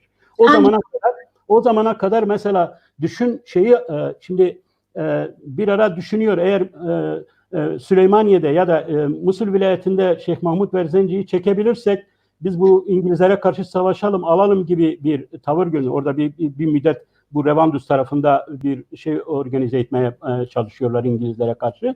Ama tabii ki Şeyh Mahmud Berzenci bu oyuna gelmiyor. Yani Türklerle o şekil ilişkilenmiyor. Ve Mustafa Kemal daha işin başından beri kararını vermiş aslında Musul vilayetini bırakacak ama Musul vilayetini bırakamıyor. Yani neden bırakamıyor? Çünkü iki nedenden dolayı bırakamıyor. Bir kere oluşturmuş olduğu mecliste 75'in üzerinde Kürt mepus var. Bu 75 mepusun 65'i inleyerek, ağlayarak, haykırarak diyor ki Musul vilayetsiz bir Lozan'ı biz imzalamayacağız diyor. Musul vilayetini bizden koparırsanız bizim laşımızı iki parçaya, yani bedenimizi iki parçaya bölüyorsunuz. Ve bunu gerçekten de çok güçlü bir şekilde savunuyorlar. Yani biz bazen onları Atatürk onları hayır bunlar atanmış değillerdi. Bunlar Lozan'ı bu şekil imzalamadıkları için Mustafa Kemal meclisi feshediyor. Bunların mepusluğuna son veriyor ve kendi o zaman Atatürk'e ona kontenjan verilmiş. Kendi kontenjandan onların yerine kendi adamlarını atıyor ve onlar Lozan'ı imzalıyorlar. Ve aslında daha sonra da işte Musul vilayetini yapıyorlar. Musul vilayetinin İngilizlere verilmesinde rol oynuyorlar.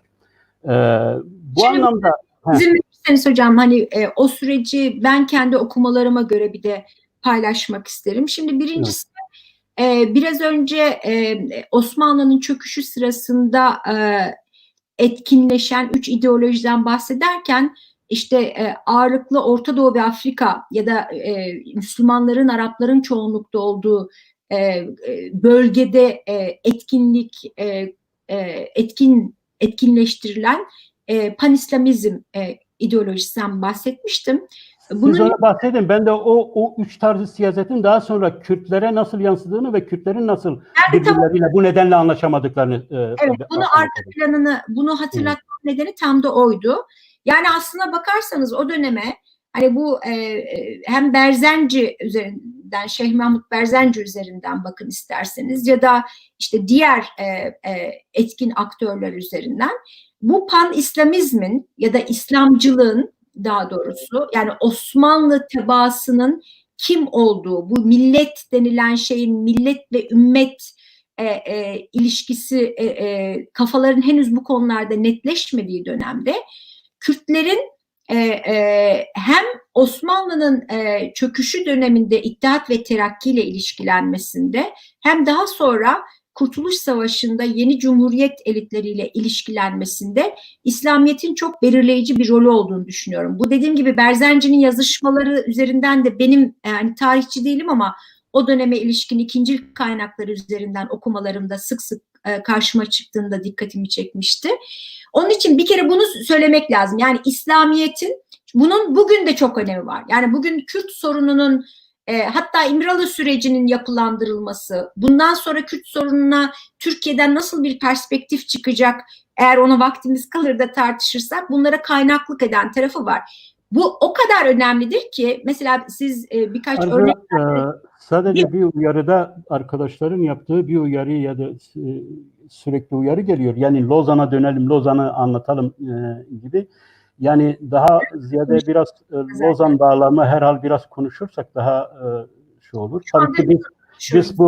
Tabii ki biz bu programımızın ismini normalde yani başlığını şu olarak yaptık. Yani Lozan bağlamlı yeni tartışmalar, bugünkü tartışmalar demiştik ama yani Lozan'a da ara sıra geri dönmek ve orayı da anlatmak gerekiyor. Yani o bağlamda konuşuyoruz zaten. Onu bir izin verirseniz bağlayayım. Dolayısıyla orada mesela şöyle bir şey var. Yani o dönemin İngiliz Irak'taki misyonunda çalışan biri bir mektup yazıyor Londra'ya. Hilafetin yani 1924'te halifeliğin kaldırılmasıyla birlikte bu ne kadar olağanüstü bir gelişmedir. Bize burada daha iyi yardımcı olacak hiçbir şey olamazdı diyor. Bunu söylemesinin bağlamı da Musul. Yani orada tabii siz de bahsettiniz işte bu hatırladığım kadarıyla Özdemir Paşa'ydı. Bir Çerkes. Evet, Özdemir Paşa. Evet. Şimdi aslına bakarsanız ben hani kendi tekrar ediyorum tarihçi olmamama rağmen bu konuda güvenilir kaynaklar üzerinden yaptığım okumalarda Musul'dan vazgeçmenin aslında ilk Lozan görüşmelerinde İnönü masaya giderken Musul bu masada olan bir şey. Fakat o vazgeçme biliyorsunuz Lozan görüşmelerinde bir ara veriliyor. Anlaşma sağlanamayan bazı konular var ve İnönü Ankara'ya dönüyor ve mecliste 3 aylık bir farklı, evet. Önemli tartışmalar oluyor.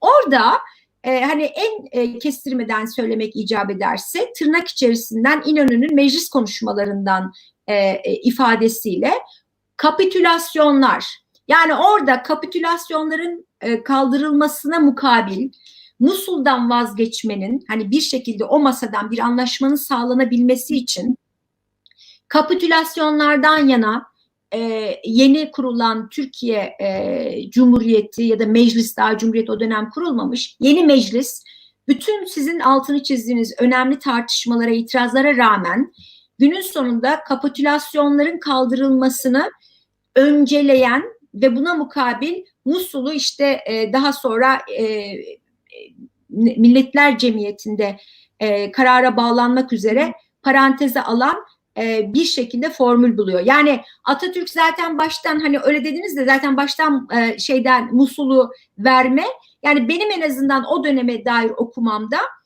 hani bunun aslında masada uzun süre müzakere edildiği, mecliste önemli tartışmalara neden olduğu, Ankara'daki mecliste, ama kapitülasyonlardan kurtulmanın daha önemli olduğu ve bu birincil kaynaklarda yazıyor yani o dönemin tartışmalarında. O konuda üç konuda şeyi var. Yani eğer bunlar da diretilirse çekiyorsun, geri geliyorsun diye talimatı var Mustafa Kemal İsmet Paşa. Bunlardan biri Ermeni devleti meselesidir. Evet. Ermeni devletini meselesini gündeme getirirlerse hemen bırakıyorsun, dönüyorsun. Kapitülasyon meselesi yine öyle ve bildiğim kadarıyla 3. mesele Boğazlar. Ama bu Musul meselesi gündeme geldiği zaman İsmet Paşa telgraf çekiyor. Aslında bu telgraflar yayınlandı. 400'e yakın telgraf çekmiş 7 ay içinde. Bunlar 2 cilt halinde yayınladılar. Orada sürekli şunu söylüyor. Ya diyor bu Musul meselesinde herhalde biz çok yapamayacağız. Mustafa Kemal'in şeyi var. Yani geç orayı. Gerekirse Yani bence Lozan Anlaşması şöyle bir şey Arzu. Yani daha Lozan Anlaşması'na oturmadan önce o temel konularda anlaşabilecekleri konularda 1922'de, 20'de anlaştılar. Suriye sınırı da 1922'de zaten Fransızlarla onun üzerine anlaşma imzalanmıştı. Ankara Anlaşması bildiğim kadarıyla 1921'de o hudut çiziliyor.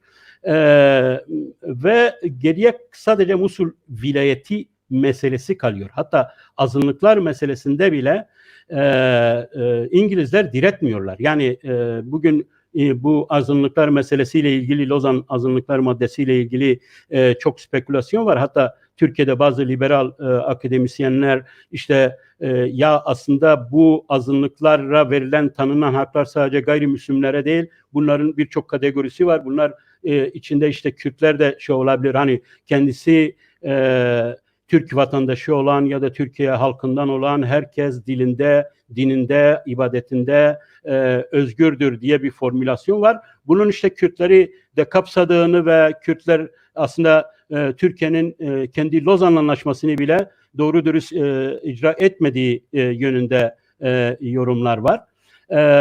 Evet, sen şey yap, ben daha sonra. Evet, ben şimdi o dönemin koşullarında hani düşündüğümüz zaman hani dediğim gibi henüz bu İslam vurgusunu yapmam o yüzden. Yani benim anladığım o dönemde Kürtler hala gerek Osmanlı ile olsun, gerek yeni kurulan Cumhuriyet'le olsun ilişkilerini İslam üzerinden kuruyorlar. Bu daha sonra zaten Şeyh Said isyanıyla hani hemen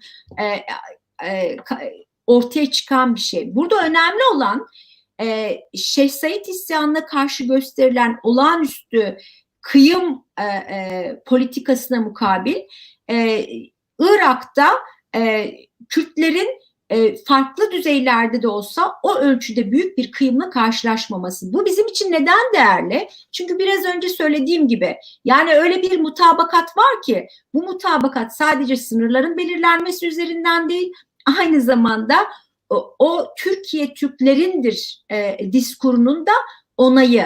Bunu da biz zaten dediğim gibi hemen görüyoruz. Burada söylemek istediğim yani iki tane temel şey var. Bir, Lozan'ın bir Türklerin Türkiye'sinin kuruluşu olduğuna, Kürtlerin vakıf olamadığını o koşullarda ve o tarihte ancak bunun hani dediğim gibi aslında bu 1922'de ortaya çıkmış bir şey, Lozan'dan da önce, ama bu bir kez hilafet kaldırıldıktan sonra ancak Kürtlerde bir tepkiye neden oluyor. Bu önemli. İkincisi ise aynı dönemde hem Kuzey hem Güney Kürdistan ölçeğinde Kürtlerin bu yeni olup bitenlere gösterdikleri itiraza nasıl cevap verildiğine baktığımızda bu verilen cevabın arasındaki farkın da bize yine Lozan bağlamında söylediği bir başka şeyse, ta ki bugüne kadar süren Kürt meselesi Türkiye'nin bir iç sorunudur. Dolayısıyla da Türkiye sınırları içerisinde Kürtlere neler yapılacağına, ne yapılacağına ancak Türkiye karar verir. Bu uluslararası toplumun sorunu değildir.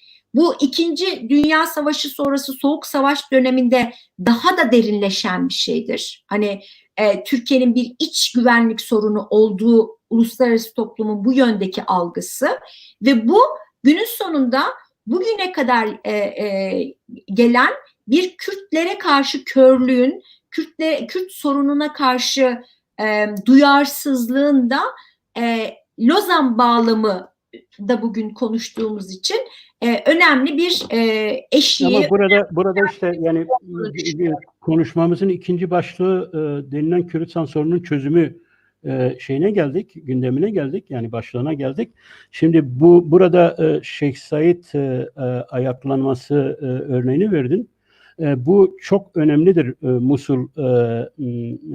Musul vilayeti sorununun çözülmesi ve Ankara Anlaşması'nın Irak'la Türkiye arasında, yani İngiltere ile Türkiye arasında o anlaşmanın imzalanmasında her iki taraf da çekinmeye başlıyor şeyden sonra. Yani aslında Şeyh Said ayaklanması üzerine çok iddialar var, biliyorsun, çok spekülasyonlar var, manipüle edici şeyler var, işte İngiliz parmağı vardı, İngilizlerin etkisi vardı. Bu olay tam tersine. Aslında Mustafa Kemal şunu düşünüyor, yani Kürtler İngiliz ve Fransızların yardımı olmadan böyle bir ayaklanmayı gerçekleştirebildiler. Yarın İngilizler ve Fransızlar bu Kürtlere el atmaya gerçekten başlarsa demek ki alıp götürürler gibi bir şeyle, yani bir tavır gelişti ve o zaman Irak'tan, daha doğrusu Bağdat Siyasi Bürosu'ndan, İngiltere'nin uzmanlar Londra'ya şu raporu gönderiyorlar. Yani demek ki bu Şeyh Said ayaklanması gözlemlerinden Türklerin de o korkularını, endişelerini gözlemleyerek şöyle bir rapor yazıyorlar. O rapor bende var ama vaktimiz yok yani şu anda onu etmeye. Kısaca özünü söyleyeyim. Bu tam dediğin yani ya sen kendi denetimin altında olan Kürtlere sahip çık. Ben kendi denetimim altında olan Kürtlere sahip çıkacağım ve bunu sana karşı kullanmayacağım. Sen onlarla istediğini yapabilirsin. Benim yapmama da göz yum ve buna bakma. Aslında bütün Cumhuriyet bu 100 yıl böyle geçti. Ve orada rapor şu diyor ki biz Türkleri güneyde işte yani Irak Kürdistan'da, Musul vilayetinde Kürtlere özellik vermeyeceğimizin, Kürtleri cesaretlendirici adımlar atmayacağımızın garantisini verirsek bunlar şeyi imzalamaya, Musul'ü bize bırakmaya, gönüllü olarak bize bırakmaya hazırlar. Hani burada bazı spekülasyonlar var, yapıyorlar işte ya Türkiye işte Musul'ü parayla sattı, petrol tabii o ta 1950'lere kadar süren bir para alma durumu da var aslında o petroldan. Yani o kadar da değil ama ben bunun böyle parayla, petrolla olan bir iş olmadığını, çok bilinçli bir koordinasyonla, bunlar arası bir koordinasyonla Kürdistan meselesinin bu şekil parçalanarak sadece devlet olması değil, ulus olmasının da önleme, yani uluslaşma sürecini önleme için ve hatta hiçbir şekilde bir hak vermeme, yani mesela İngilizlerin başlangıçta özellikle Musul vilayetinde yani otonomi, özerklik bu tür yapılanmalar yönünde şeyleri vardı ama Türklerden almış oldukları bu garanti ve onlara vermiş oldukları garanti nedeniyle 4 parçada da yani Kürtlerin bu şekilde hak elde etmemesi karşılıklı olarak 4 devletin çıkarları doğrultusundadır, anlaşması doğrultusundadır. Ama buna rağmen bir 100 yıl boyunca bunlar gene de birbirlerine güvenmiyorlar. Mesela 1935'lerden sonra daha doğrusu yine işte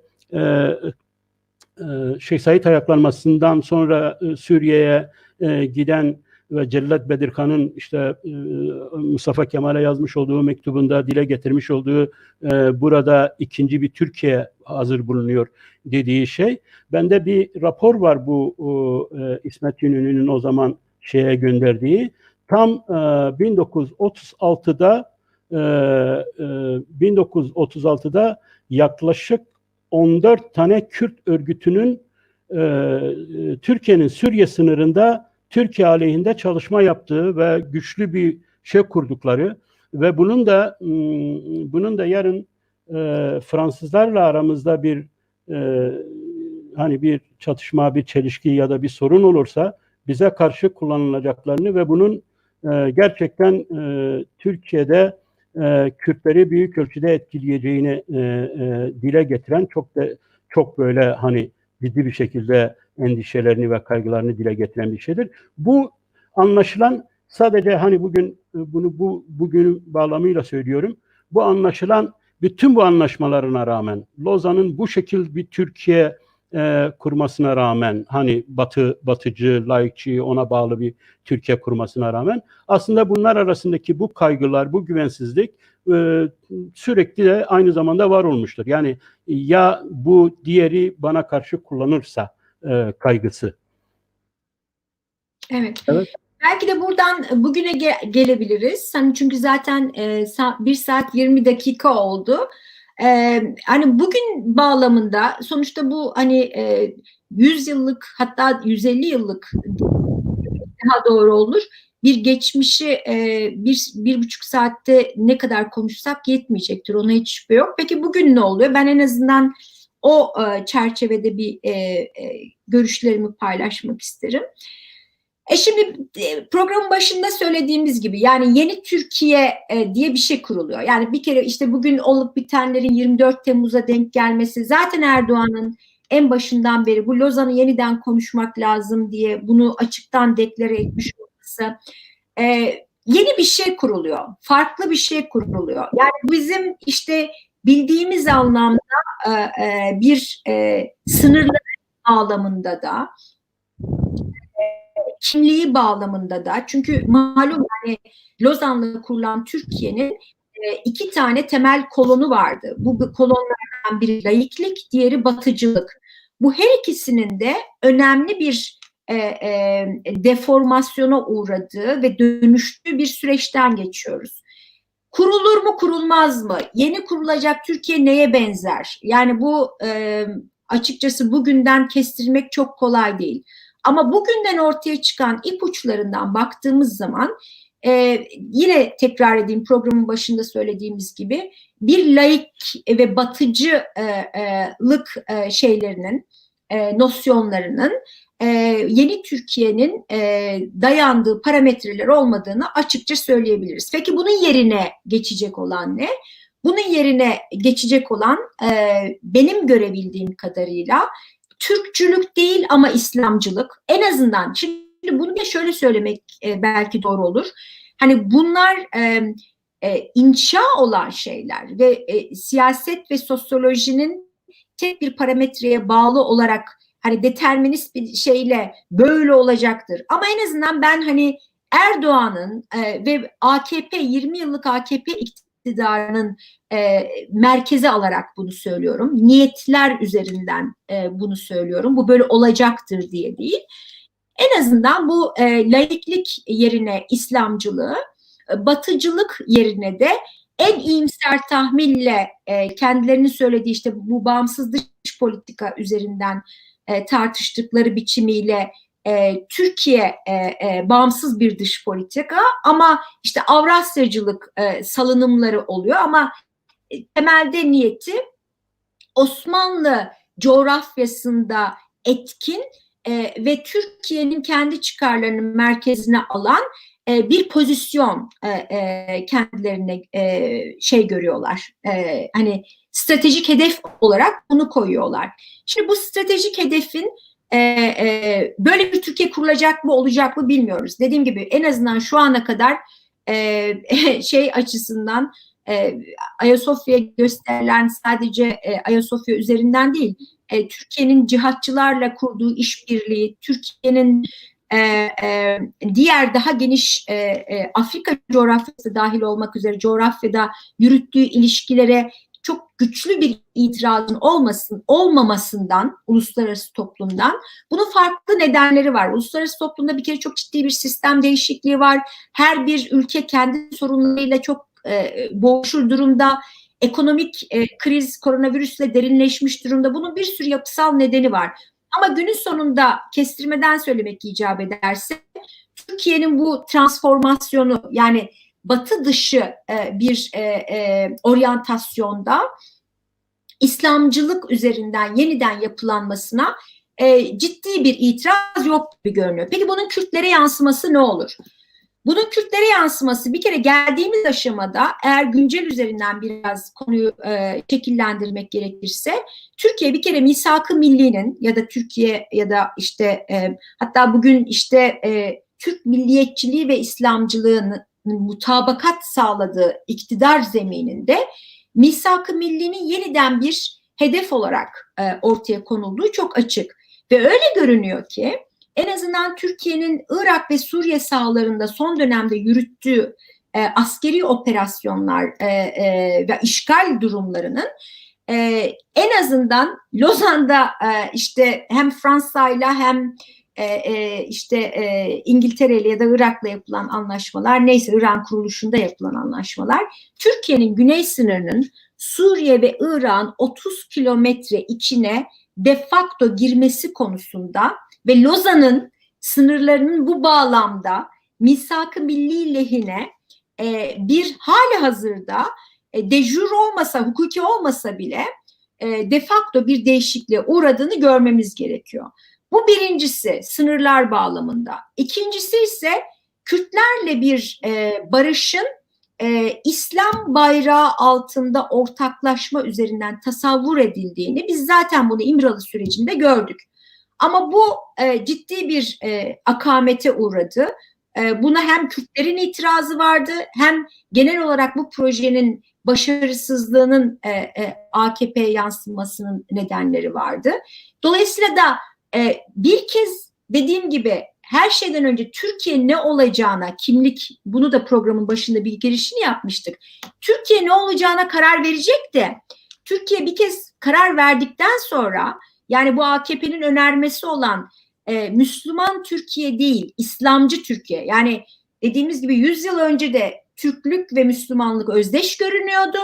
Ama bugün dışarıdan bakıldığında ve aslında Türkiye'de yapısal olarak değişimin neye evrildiğine bakıldığında Müslüman Türkiye değil, İslamcı bir Türkiye'nin ortaya çıktığı görülüyor.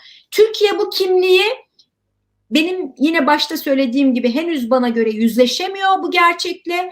Ama bu aynı zamanda da bir şey asas, yani siyaset bir rekabet alanı.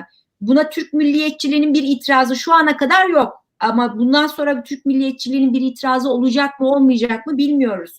Batıcılık hani uzun süre direndi ama Batı'nın içinde ve olduğu durum ve bu konuya gösterdiği lakayt tavır, destek değilse bile umarsızlık, Batıcılığın hala devam ettirileceğine dair ciddi şüpheler yaratıyor.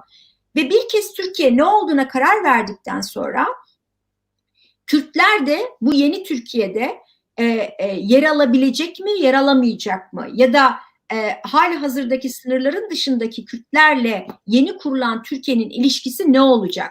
Ben bunun bu yeni Türkiye bir kez çünkü henüz şey olan, hani akışkan bir durum, neye evrileceği biraz önce söylediğim gibi netleşmiş değil.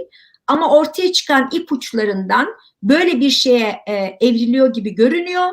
Bu bir kez 2023'te mi olur, gecikmeli mi olur, daha erken mi olur? Onu yaşayıp göreceğiz. Ama bir kez bu ortaya çıktıktan sonra dediğim gibi Osmanlı'nın çöküşü ve yeni Cumhuriyet'in kuruluşunda İslam üzerinden eklemlenen, ilişkilenen ve gelecek tahayyüllerini şekillendiren Kürtler ciddi bir hayal kırıklığına uğradı. Bugün yeniden rüzgarın oraya doğru estiği panislamist bir ideolojinin yeni Türkiye'ye şekil verdiği dönemde bununla nasıl ilişkilenecekleri, bu tabii Kürtlerin değişen sosyolojisi, hali hazırdaki siyasi aktörlerinin kendilerini nasıl konumlandırdıkları, belki bu ayrı bir programın tartışma konusu olur.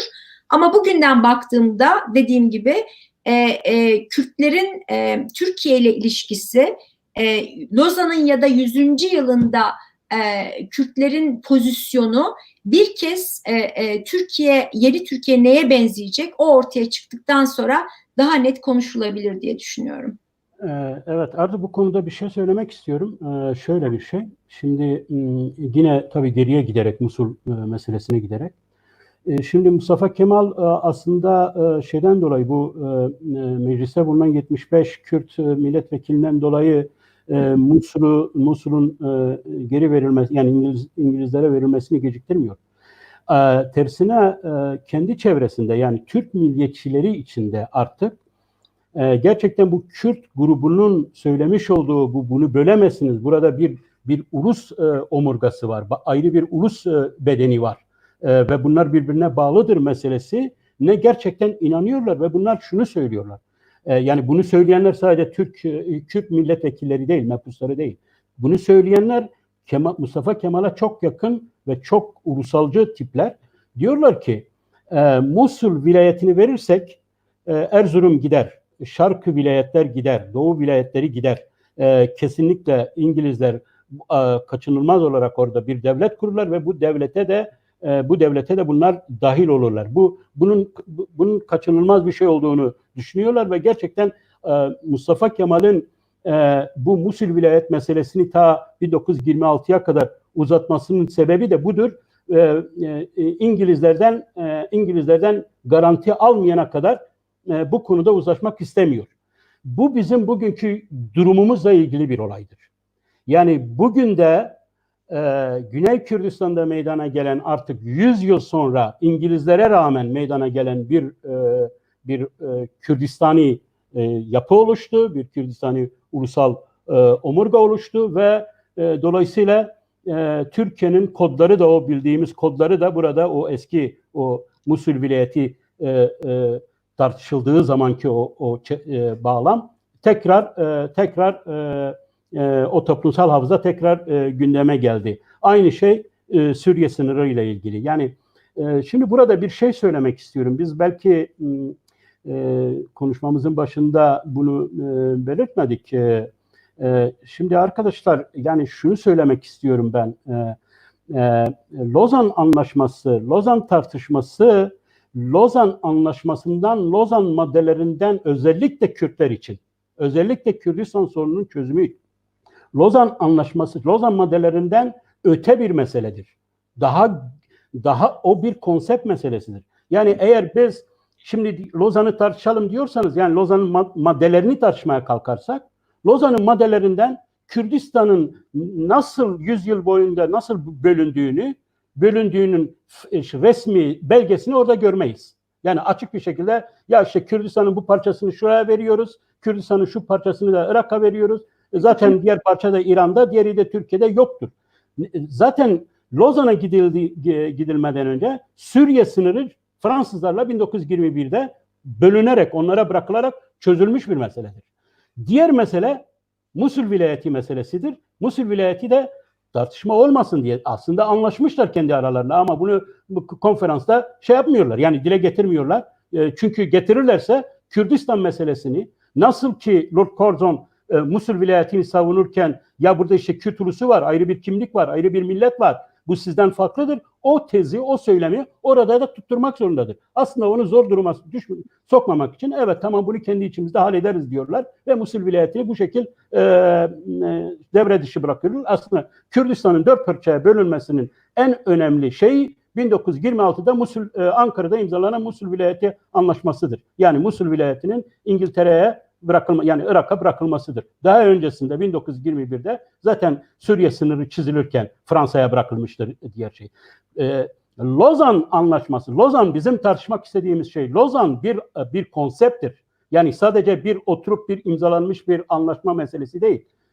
Tarihsel olarak Tanzimat'tan bu yana gelen, Sevr'le bilmem evrimleşen, temelinde Sykes-Picot projesi olan ve ta 1926 Musul vilayetinde son imzası konulan bir süreçtir.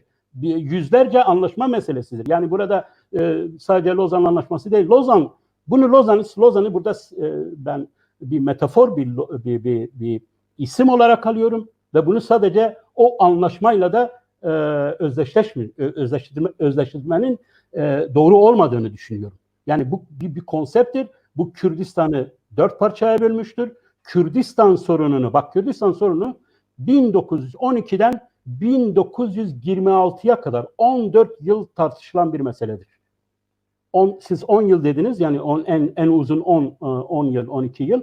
Bu 14 yıllık bir meseledir. 1912'den 1926'ya kadar. Burada İngilizler çok farklı projeler sunmuşlardır. Hatta bir Kürdistan değil, 2 Kürdistan kurulmasını öne sürmüşlerdir. Daha sonra Ermeni ve Kürt karma devleti önermişlerdir. Ama tabii ki bu biraz önce bu ideolojik ve yani millet kavramı adı altında tartıştığımız meselede gerçekten İstanbul'da ve Kuvayi Milliyeciler arasında Kuvayi Milliyeciler Kürtler içinde büyük bir şey yapmayı başarmışlardır. Büyük bir sorun çıkartmayı başarmışlardır. Ve o bahsini ettiğimiz 3 tarzı siyaset aslında Kürtlere de yansımıştır.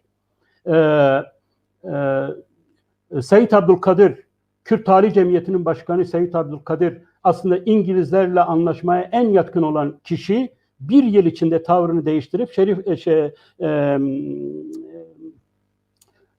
barış görüşmelerinde Kürt delegasyonunun başı olan Şerif Paşa'ya karşı tavır almıştır. Bu bizi temsil etmiyor diye bir şey yapmıştır. Yani burada Şerif Paşa'yı aslında batıcı bir Kürt, Seyit Abdülkadir'i Osmanlıcı bir Türk, bir Kürt ve aslında bir grubu işte mecliste önce Mustafa Kemal'i ya da Kuvayicileri dinleyerek meclise giren o büyük grubu da, bunlar içinde daha sonra pişman olup şey olanlar çoktur. Yusuf Ziya daha sonra Azadi Teşkilatı'nın başı olur.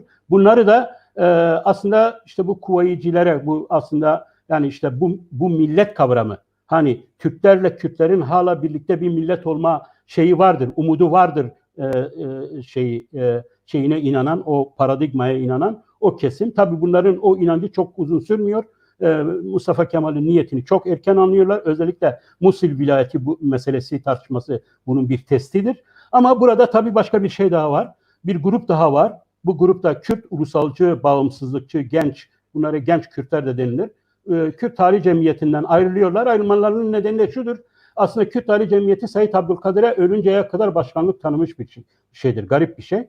Yani orada bu iş Kürt Tarih Cemiyeti'ni ele geçiremeyeceklerini şey yapıyorlar. Aslında burada çok ilginç bir şey var. Mesela Koçgiri Kürdistan'ı, Alişer grubu diyelim, Kürtistan Tarihi Cemiyeti içinde. Belki de İstanbul'dan biraz daha uzakta şey oldukları için Kürtistan Tarihi Cemiyeti'nden ayrılmıyorlar Kürtistan'ı istemelerine rağmen. Şerif Paşa'yı şey etmelerine rağmen, desteklemelerine rağmen, telegramlar ona göndermelerine rağmen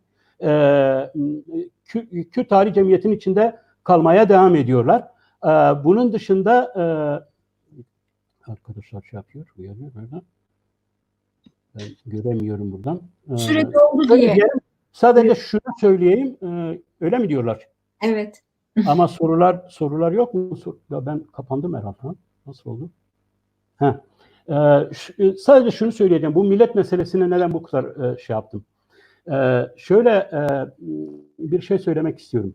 Şimdi bu genç Kürt bağımsızlıkçı kanat, grup, bunlar Kemal Fevzi, Mendü Selim ve buna benzer birçok böyle aydın, entelektüel, sosyal bilimleri, bu Ulus meselesini Fransızcadan takip eden, özellikle Abdullah Cevdet'in etkisi altında olan bir gruptur. Bunlar Kürtistan Tarih Cemiyeti'nden ayrılarak ilk önce Kürt Millet Partisi'ni kuruyorlar. Bak burada bu isim çok semboliktir, çok ilginçtir. Bu Atatürk'ü olağanüstü derecede kızdıran bir şeydir. Yani millet şeyi dediğiniz zaman buna Kürt millet diyemezsiniz. Ve bu Kürt Millet Partisi'ni yasaklıyor, kabul etmiyorlar. Yani yasallaştırmıyorlar. Ve bundan sonra yasallaştırmadıkları için ondan sonra bunun üstüne Toplum Partisi, daha sonra İstiklal Partisi, ta bu Azadi dediğimiz teşkilata kadar gelene kadar 4-5 isim böyle değiştirmek zorunda kalıyorlar ama burada vurgulamak istediğim şey şu. Yani sembolik olarak bu çok önemlidir. Kürt Millet Partisi'ni olağanüstü derecede bir tepki gösteriyorlar. Kabul edilemez görüyorlar. Çünkü millet kavramına sen Kürt manası veremezsin. Buradaki bu millet kavramı Türklük de, yani Osmanlı'dan hani Osmanlı milleti de diyemiyor Atatürk buna tabii ki. Orada bir boşluk, birkaç yıl bir boşluk doğuyor. Yani Osmanlı milleti de diyemiyorsun buna. Çünkü Osmanlı'yı reddetmiş biri artık. Yani şu olarak. Orada şunu diyor. Biz millet dediğimiz zaman bunlardan Kürt ve Türkleri anlarız. Yani Kürt ve Türk unsurunu, ögesini anlarız der.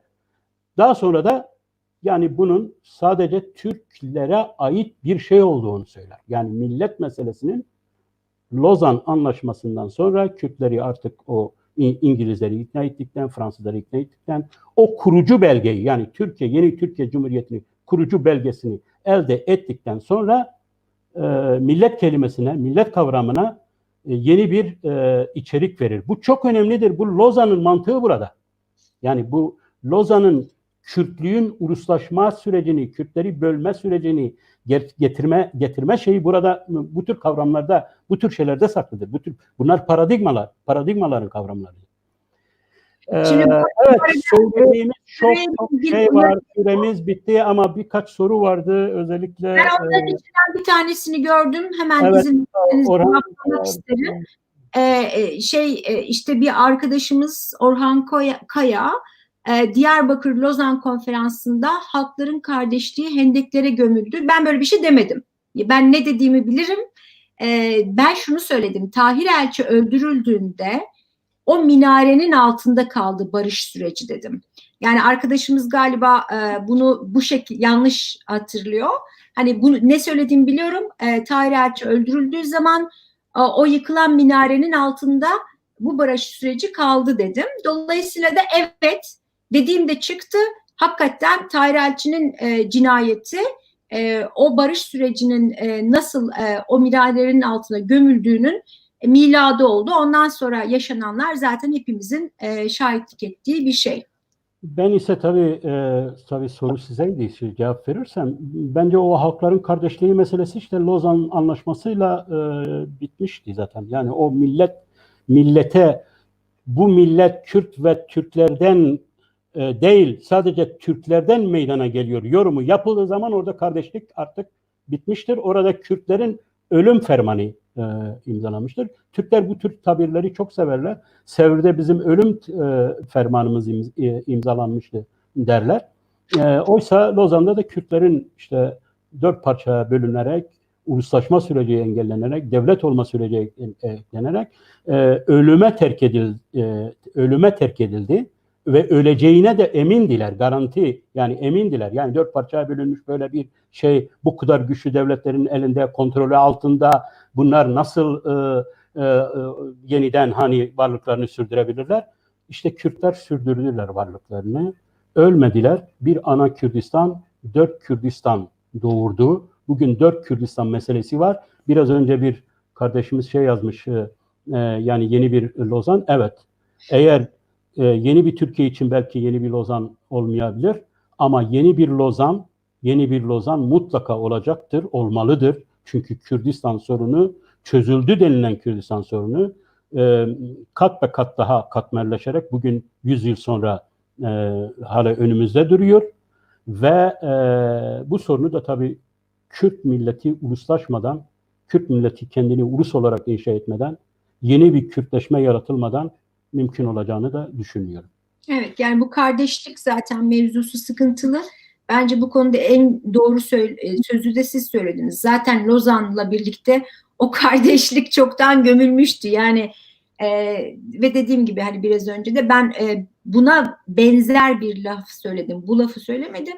O da Tahir Elçi cinayeti sonrasında yazdığım yazıda aslında söylemedim de. Belki de Diyarbakır'daki konferansta tekrarlamış olabilirim.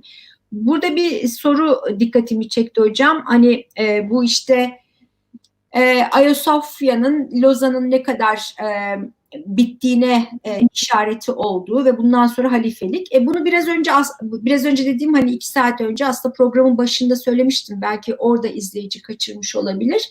Hani bu niyetin en azından hani sembolik anlamda bugün ortaya konulan performansın Ayasofya'nın açılışı üzerinden böyle bir halifelik ilanı provası gösterisi olduğuna benim kişisel olarak bir şeyim yok, hani şüphem yok. Hani bu bu niyetle ve bu böyle gösterilmek istendi gerçekten. Ha, bu halifelik mümkün mü? Bu biraz önce de yine söylediğim gibi bu birçok hem uluslararası gelişmelerle, bölgesel gelişmelerle, Türkiye'nin içinde bulunduğu dönüşümle çok alakalı bir şey. Ama şu aşamada halifeliği bilmem ama Türkiye'nin İslamcı bir kimlikle yeniden yapılanmasına genel anlamda uluslararası toplumun bir itirazı olduğunu düşünmüyorum. Artık zamanımız kalmadı ama bunun da en azından bir cümleyle söyleyeyim. Zaten siyasal İslam bir ideoloji olarak, ideolojiler biliyorsunuz modern zamanlarda icat olan şeylerdir ve 18. yüzyıl sonra 19. yüzyılda ortaya çıkmıştır. Siyasal İslam da 19. yüzyılda Osmanlı modernleşmesinin aslında bir çıktısı olarak ortaya çıkar. Ve siyasal İslam'ın oluşum süreci hiçbir zaman sadece iç dinamiklere, yani Osmanlı içi ya da Müslüman dünyası içi dinamiklerle açıklanamaz. Dün olduğu gibi ta işte 19. yüzyılda, hatta işte o dönemin Alman 2. Wilhelm Hacı Wilhelm olarak bilinir. İşte bu Almanya'nın bir Berlin-Bağdat hattı vardır.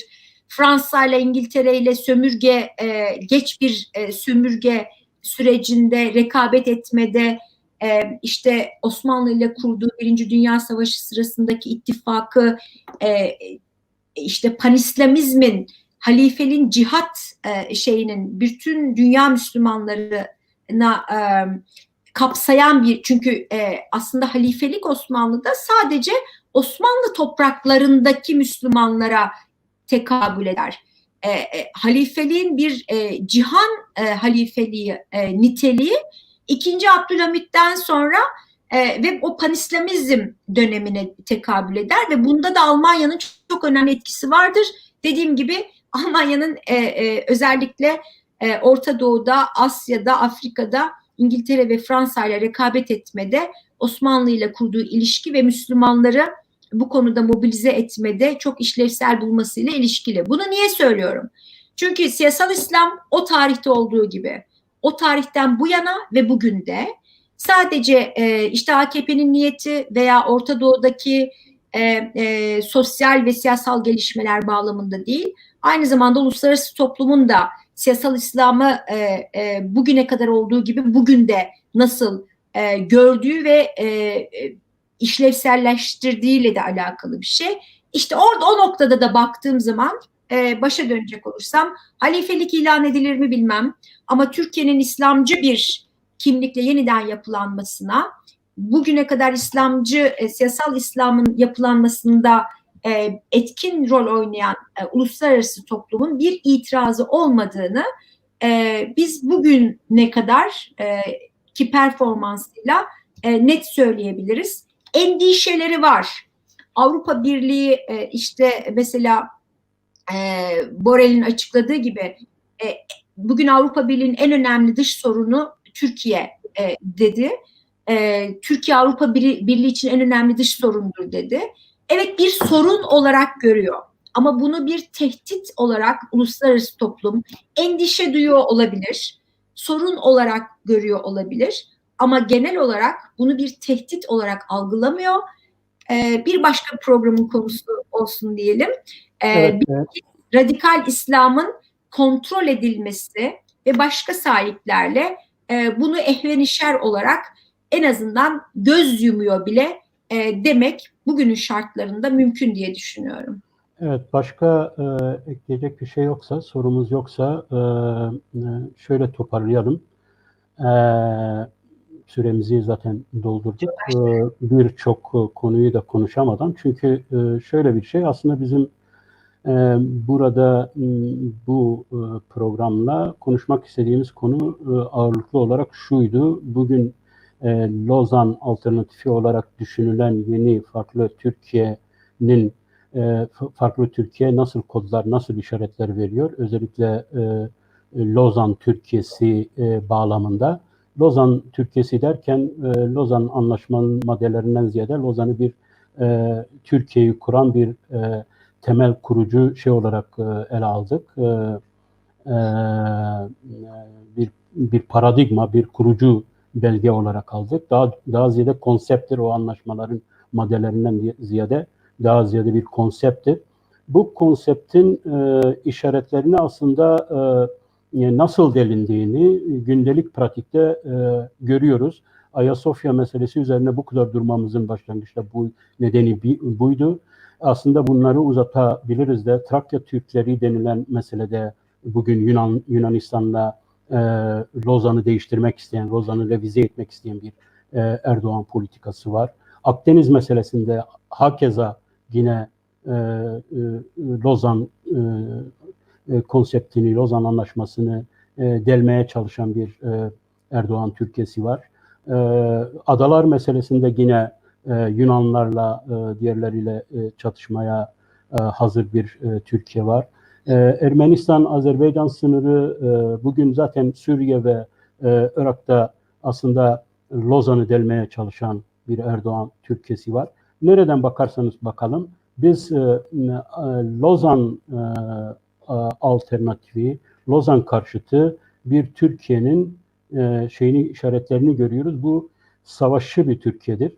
Lozan bir barış anlaşması olarak sözde imzalandı ve gerçekten de eğer Mustafa Kemal'in ya da Kemalistlerin e, e, hani vermiş oldukları sözden tuttukları bir söz varsa bu da yurtta sulh ve cihanda sulh diyerek bir barışı bu şeye bağlı kaldıklarını, bu Lozan mantığına bağlı kaldıklarını ama bundan sonra bir savaşçı Türkiye, bir savaş yapmadan duramayan bir Türkiye herhal perspektifte görünüyor. Bu biz Kürtleri çok ilgilendiriyor.